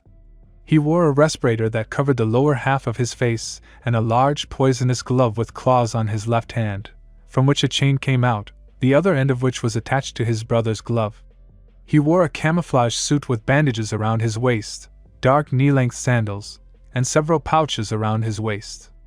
On his forehead was a hidden-miss forehead protector that had horns. The guys stood up to protect Tsuna, who was shaking with fear. Naruto is participating in a serious mission for the first time, where you can't hesitate and doubt, you need to go straight to the goal. From the realization that she can lose to them, let the team down, she feels bad, her hands began to shake from fear. Her gaze darted from one to the other. Kin and Sasuke were also discouraged by the attack, but they kept themselves in hand, knowing that you can't give in to panic under any circumstances. Hatake quickly dealt with one of the brothers, and they tied the second one to a tree. While the mentor dealt with Gozu, Meizu managed to wound the Jinchuriki with his claws, letting poison into her body. Noticing this, Kin immediately removed the poison from the blonde's body. Kakashi was going to interrogate the second one, but he died because of the poison that was in his mouth. Having sealed the bodies of the demon brothers, the copyist turned his gaze to the customer, who was trembling with fear, looking warily at the scroll in the ash-haired man's hand. "Is there anything you want to tell us?" the commander of Team Number 7 asked, squinting. The bridge builder swallowed. Taking a deep breath, the man began his story. Tsuna said that the wave country was very poor, that one of the richest people in the world, Gato, was to blame for this. That there was not enough money to pay for the higher-ranking mission, only S. That the bridge needed to be completed, otherwise, the residents would not be able to live normally. The architect talked and talked, sometimes complaining about his fate, and when he finished, he waited with bated breath for their sensei's decision. "This is a Biora rank mission, it's better to return to the village, they're not ready for this yet." Hatake frowned and gave his verdict, mentally hoping that the children would agree with him. "Kakashi-sensei, we need to continue the mission, this is our first serious task, we can't fail it, Dadaboyo." Naruto objected. "I agree, Naruto." Kin supported her friend. Uchiha said, misleading everyone. Only Naruto realized that he also agreed. Hatake looked up at the sky, asking why he was getting all this. "Are you absolutely sure about this?" the ash-haired man asked one last time. The children nodded. He chuckled and folded the summoning seals, and a small pug dog with brown fur and a dark brown muzzle and ears appeared from the white haze. He was wearing a blue vest and had a Konoha forehead protector tied around his head. "Pakken, take this to Hogeki-sama," Kakashi asked, and handed the small scroll to the dog. "Okay, Kakashi." Pakken answered him and ran towards the village. The team, having learned about the situation of the wave country, became more attentive to everything. Having sailed across the river in a boat, there was not much further to go. "Get down!" The copy ninja quickly commanded and knocked his students and the builder to the ground. A second later, a huge sword flew over their heads, crashed into a tree, and a tall, muscular man jumped on it. Short dark hair, brown eyes, and small eyebrows.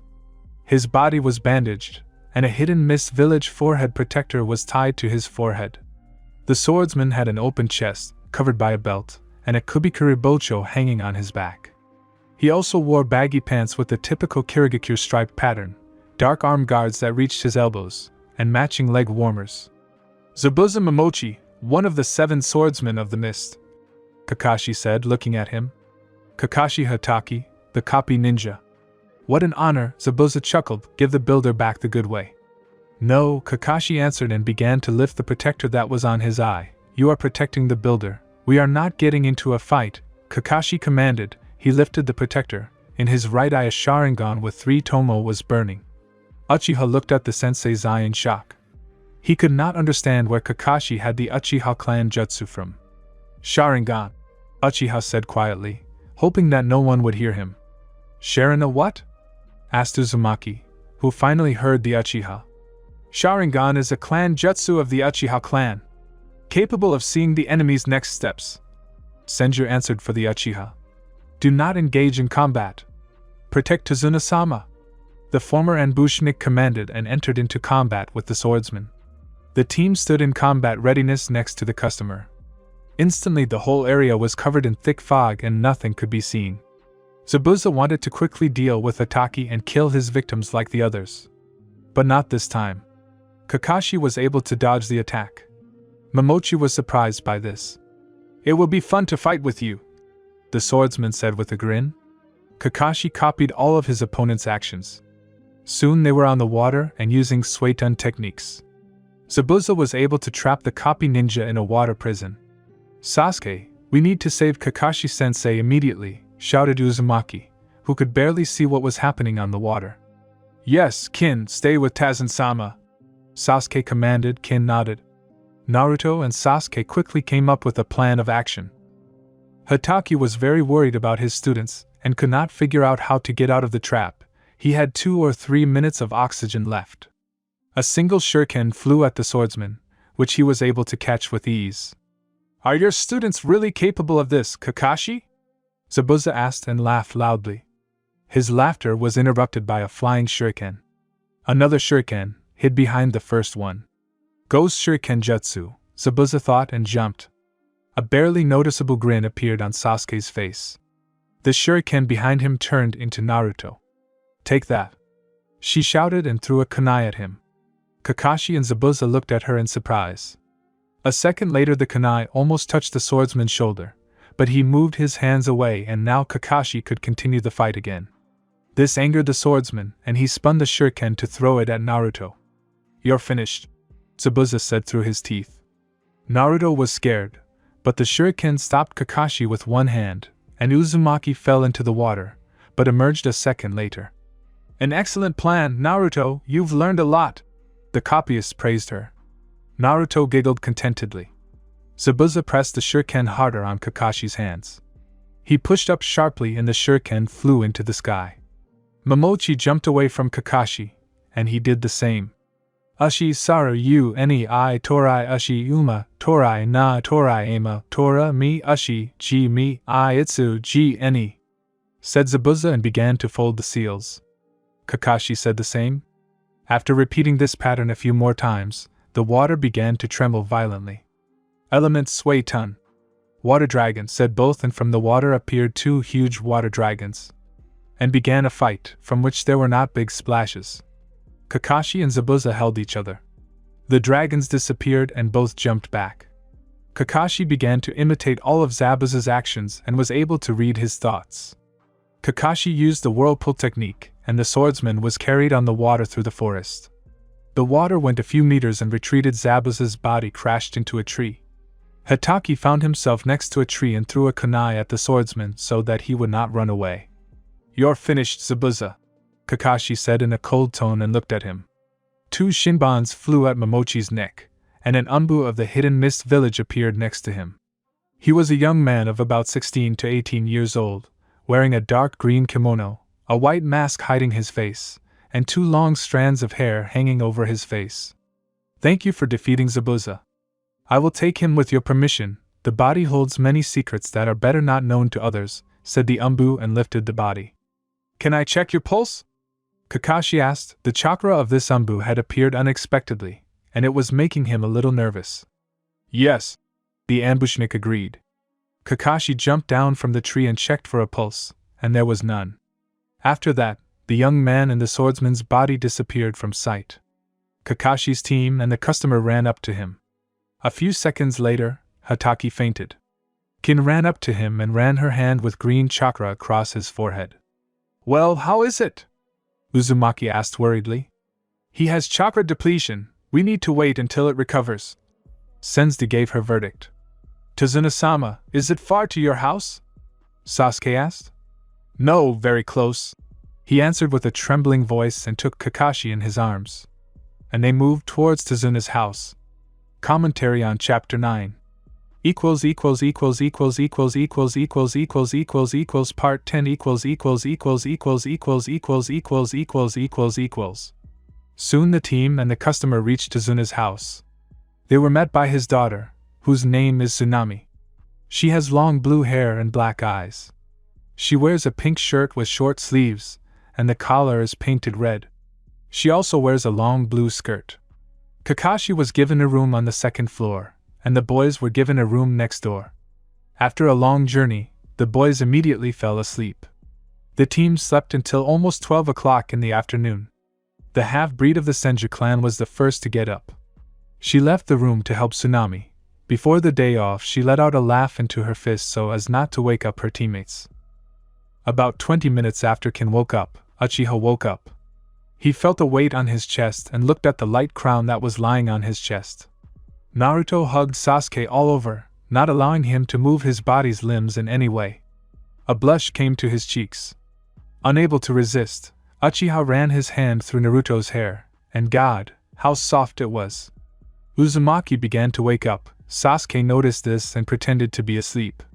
Naruto opened her eyes, rubbing her cheek against Sasuke's chest, thinking it was a pillow, but it turned out to be hard for a pillow. Sleep vanished as if by magic, and Naruto immediately tore herself away from the Uchiha, blushing terribly. Checking that Sasuke was asleep, she exhaled, but the blush did not go away. Having gathered herself, Naruto went out and went down to the first floor.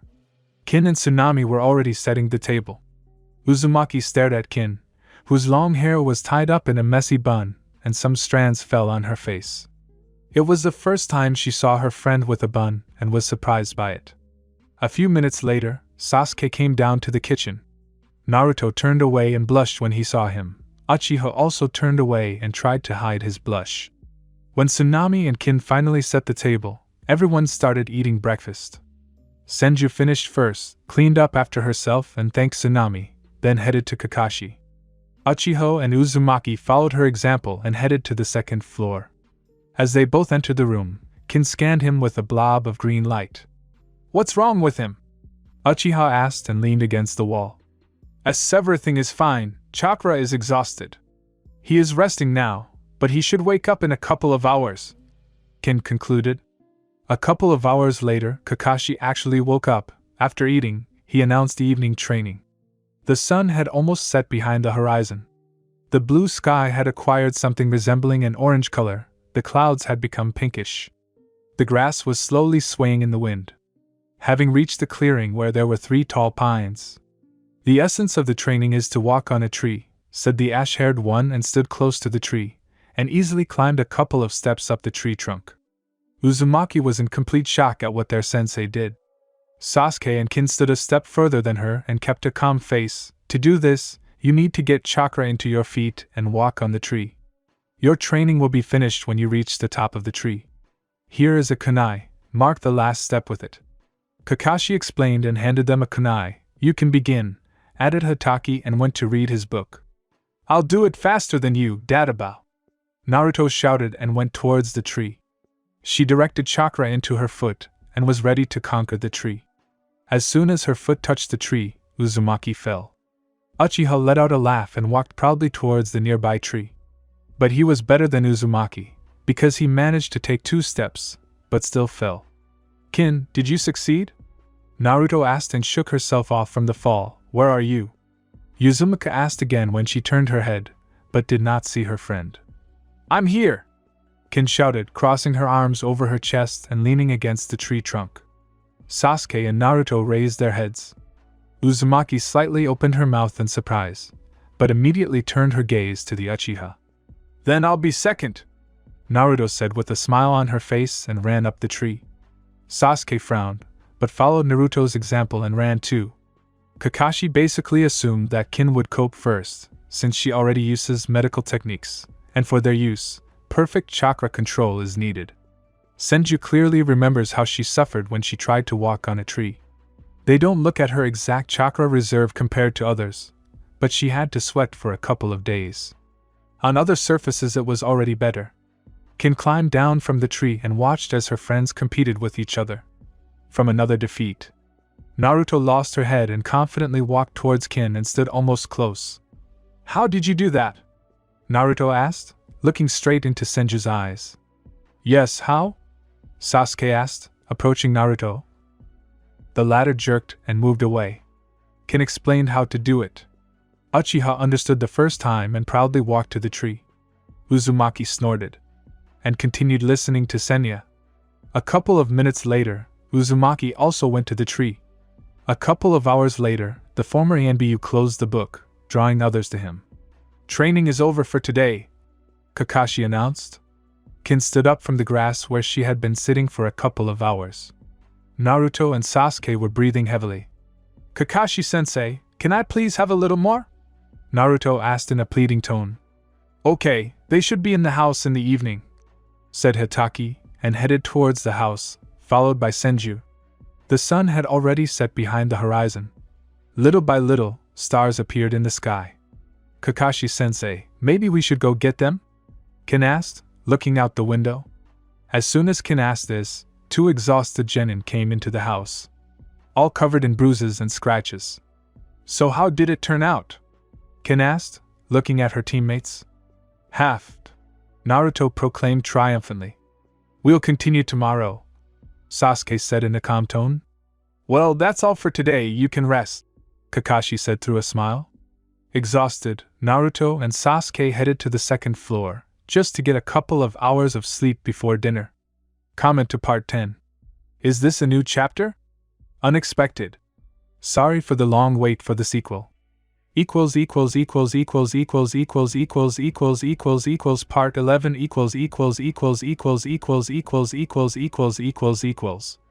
Early morning. The birds are still up. The entire living world is asleep. Everything is quiet, and it feels like you are in a lifeless world. There was a light fog right at the ground. In the midst of this silence, the sound of running on wood and the sound of something being cut could be clearly heard. The sun hadn't risen yet, and Naruto Uzumaki was already training. She was grateful that she had good regeneration. A couple of hours of sleep and she was ready to continue training. If only she could defeat this Sasuke. Uchiha was her main enemy. She just can't lose to him. Become worse than him. The girl wiped the sweat from her forehead and prepared for the next attempt. The entire tree was cut with small but deep cuts from the kunai. No matter how resilient she is, she still has the body and organism of a child. She also slept a couple of hours. And this affected the situation. The blonde decided to rest and sit down in the center of the clearing. After sitting for a couple of minutes, she lay down on the ground. It was cold, and there was a race on the grass. It was unpleasant, but nothing more. Naruto herself did not understand how she was able to fall asleep. A few minutes of silence and a girl with long dark hair came into the clearing. She was dressed in a pink sleeveless kimono with black swirl patterns on it. On her waist was a classic white obi in the form of a bow. And on her feet were a pair of light brown sandals with dark stripes. And on her neck was a black necklace. The girl sat down not far from the clearing where Naruto slept and began to collect medicinal herbs. Still, she noticed the heroine and headed towards her. From a distance, it looked like Naruto was dead rather than sleeping. Either Naruto's senses or something else worked, but she suddenly woke up. The girl who had already approached Naruto shuddered. Uzumaki was a little ashamed that she had frightened such a beautiful girl. Sorry, I didn't mean to scare you, Naruto said embarrassedly and scratched the back of her head. Everything is fine, don't worry. The girl answered calmly and sat down next to Naruto. What are you doing so early in the morning? Uzumaki asked and looked at the girl. I was collecting medicinal herbs for someone dear to me, and do you have one? And what do you do in the morning too? The brunette asked in response. I was training. I have people dear to me, Naruto answered without thinking and immediately remembered a bunch of people dear to her. Kin is her best friend, who was the first to befriend her. She was not afraid of her and saw her as a friend, a person, but not as a monster who attacked the village on a fateful night and took a lot of life with him, like many. Sasuke, even for her he was a dear person, whom she honestly dislikes, at least she shows it. He is her eternal rival, but also her best friend. The truth about her best friend she will never tell. Kakashi is her teacher, the team's mentor. He taught Naruto, gave advice. Despite the fact that on some missions he sent a clone, and he himself walked somewhere. But still, he stitched her up when Zabuza attacked them. And who is a dear person to you? The girl continued. I didn't think about it, Naruto answered. The girl asked questions, but Uzumaki answered them with pleasure. She was sociable and liked to talk to people. Probably this person whom you love and cherish. For his sake you will want to do everything in your power. Isn't it? The girl said and continued to pick herbs. You're probably right, Naruto smiled. Let me help you. She offered her help, to which the girl agreed. Uzumaki told her a lot of things. About the academy, about friends. A lot of stories. The sun had already risen and the fog had gone. The earth began to warm up and the birds began to chirp. Insects began to buzz from the grass. The basket was full and the work was done. By the way, I'm a guy. He smiled sweetly. Thanks for your help, maybe we'll see each other again. The guy stood up and went deeper into the forest. Uzumaki blinked in surprise that such a beautiful girl, with duck-like features and handsome appearance, turned out to be a guy. Sasuke is better, Naruto muttered and immediately blushed, realizing what she had just said. Stupid Sasuke. Naruto began to grumble and repeat this several times. Out of anger she began to hit the tree. You're the one who's stupid, the aforementioned Sasuke came out displeased. He was as always with a cold expression on his face, hands in his pockets and a look that he was better. Naruto and Sasuke argued for a few more minutes, and during the argument, both of them turned out to be stupid and blockheads. They went away from each other and started training. They trained day and night. They forgot about everything. About sleep, about food, they just went to their goal. To beat each other. The desire to beat each other is more important than health. In their opinion, maybe something really could have happened to them. If Kin didn't come to them in the evening and take them home. Like a mother taking her children from the playground. Sometimes it didn't work out very well. She resisted, but at such moments Tsunade's character showed itself. Uchiha and Uzumaki looked at each other angrily and ran up the tree again. Kin was completely ignored, she looked at them with displeasure. The sun had already set, the stars were already showing in the sky. Senju exhaled. When Naruto again exchanged glances with Sasuke, Kin quietly approached them and hit the necessary points to close the chakra channels for a couple of hours. Apparently they didn't notice this and rushed again. Uchiha, already running up to the tree, noticed something was wrong and stopped abruptly, unlike Uzumaki, who took 2 steps with complete confidence and fell. That's it, let's go, Kin said and helped Naruto stand up. Where? The training isn't over yet, Naruto said and handed Senju back. If you don't rest, your training will be over forever and without chakra it's useless, Kin said and pulled Naruto towards the house. Uchiha exhaled and followed his friends. He had no chakra and needed to rest. Orochimaru is one of the 3 legendary shinobi, or sannin. He is only interested in experiments, studying new techniques. He has never fallen in love, and when the scientist, fixated only on strength, doubted that he would ever be able to love anyone. But nevertheless, his newborn daughter literally made the great Sannin's heart tremble. Orochimaru has snow-pale skin, prominent cheekbones, long black hair, golden eyes and a vertical pupil, purple markings around his eyes, snow-white fangs and a long tongue. His appearance is somewhat reminiscent of a snake. Let's go get a drink, asked a girl of about 20, long blonde hair tied in a ponytail, rather pleasant-colored eyes, light pink lips, a purple diamond in the middle of her forehead and large bust. The girl's name was Tsunade Senju. She was on the team with Orochimaru and Jiraiya. She is also a sannin. You only want to drink, the guy answered her, about her age, white hair sticking out in different directions, dark eyes, from them red streaks that look like tears. His name is Jiraiya, and he is also a sannin. Tsunade still managed to persuade her teammates to go with her for a drink. It was almost 2 o'clock in the morning, and there was a drunk Tsunade sitting at the bar, drinking an unknown glass of sake, Jiraiya sleeping on the bar counter, and Orochimaru, although he didn't look like a person who had drunk a huge amount of alcohol. Unlike his friends, he could still think and reason soberly. I'll go, Orochimaru barely said, his tongue twisted from the alcohol. Stop. Hick, first walk me home, there are all sorts of perverts walking the streets, Tsunade told him, finishing her bottle. Orochimaru grimaced, but still walked her home, because he definitely didn't want to get it.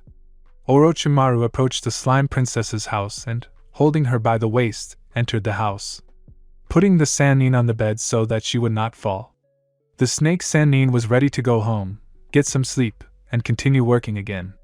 But Tsunade grabbed Orochimaru's hand and pulled him towards herself. He could not hold on and almost fell on the blonde.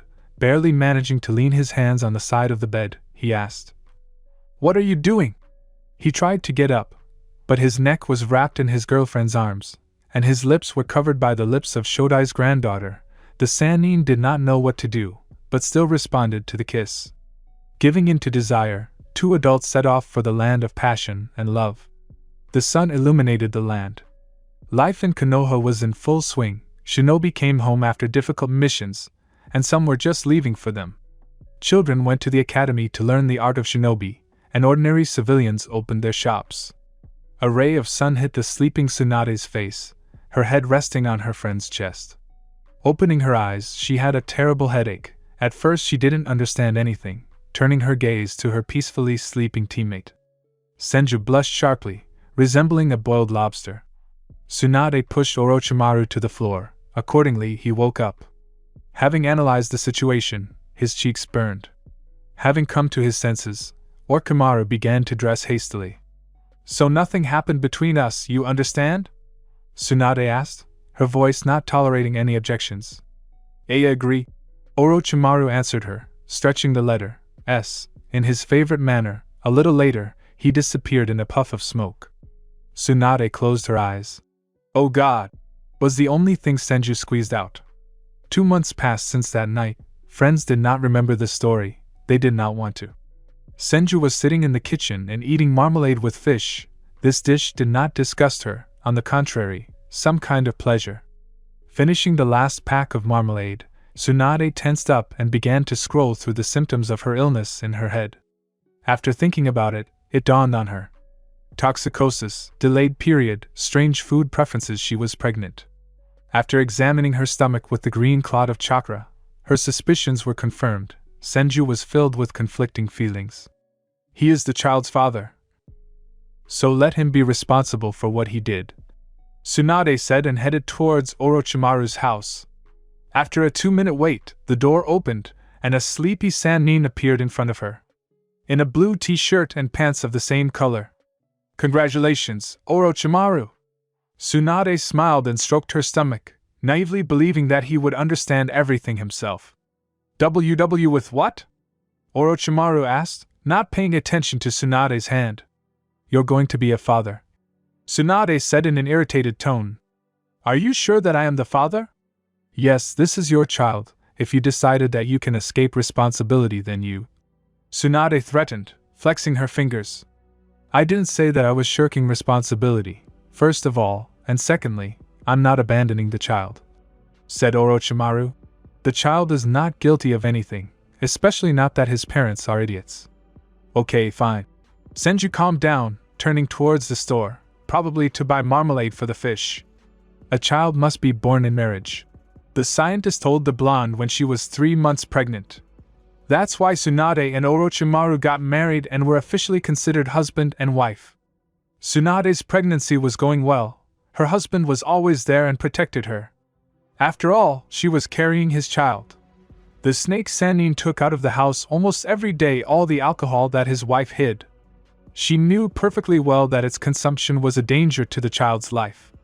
And she honestly tried not to drink. Mito's granddaughter understood that for her, alcohol was a pleasure, but for the child, it was poison. And when Orochimaru caught her drinking, he got very angry, giving a lecture on the harm of alcohol to the life of a child. The snake Sannin took a promise from his wife that she would not take a sip until the end of the pregnancy. He exhaled relaxedly. Only the habit of hiding alcohol remained with her. The constant changes in mood tormented everyone, but the third student got it the most. She would yell at him for some trifle, then climb up to him with kisses. Her emotional leaps defied logic. And when the baby's gender became known, the parents made a scandal about the name of their child. It turned out that they were expecting a girl, a little princess. "What don't you like about the name Eri?" Tsunade asked, looking at her husband with a withering gaze. Orochimaru, although a calm shinobi, could be irritated by the behavior of his pregnant wife. "We need to calm down, this will end soon," Orochimaru whispered under his breath, but Tsunade clearly heard. "You're sleeping on the couch today."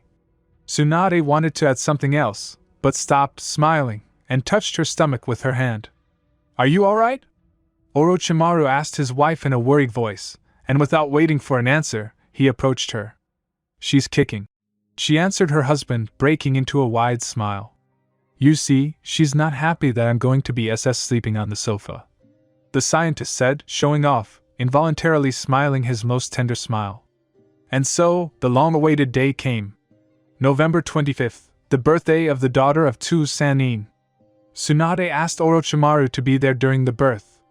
Although she was the best medic in her village, her fear of blood had not gone away. The snake himself was not against it. During the birth, he held her hand, supporting his wife. 5 hours later, the entire hospital heard a baby cry. The tired blonde was very happy. Here she was, her daughter. Welcome to the world, kin, Orochimaru said, looking at the bundle in his wife's arms. Pale skin, a fluff of black hair, and golden eyes. Do you want to support? Tsunade asked. Orochimaru nodded uncertainly and picked up his daughter. She was so small, and defenseless, and cute.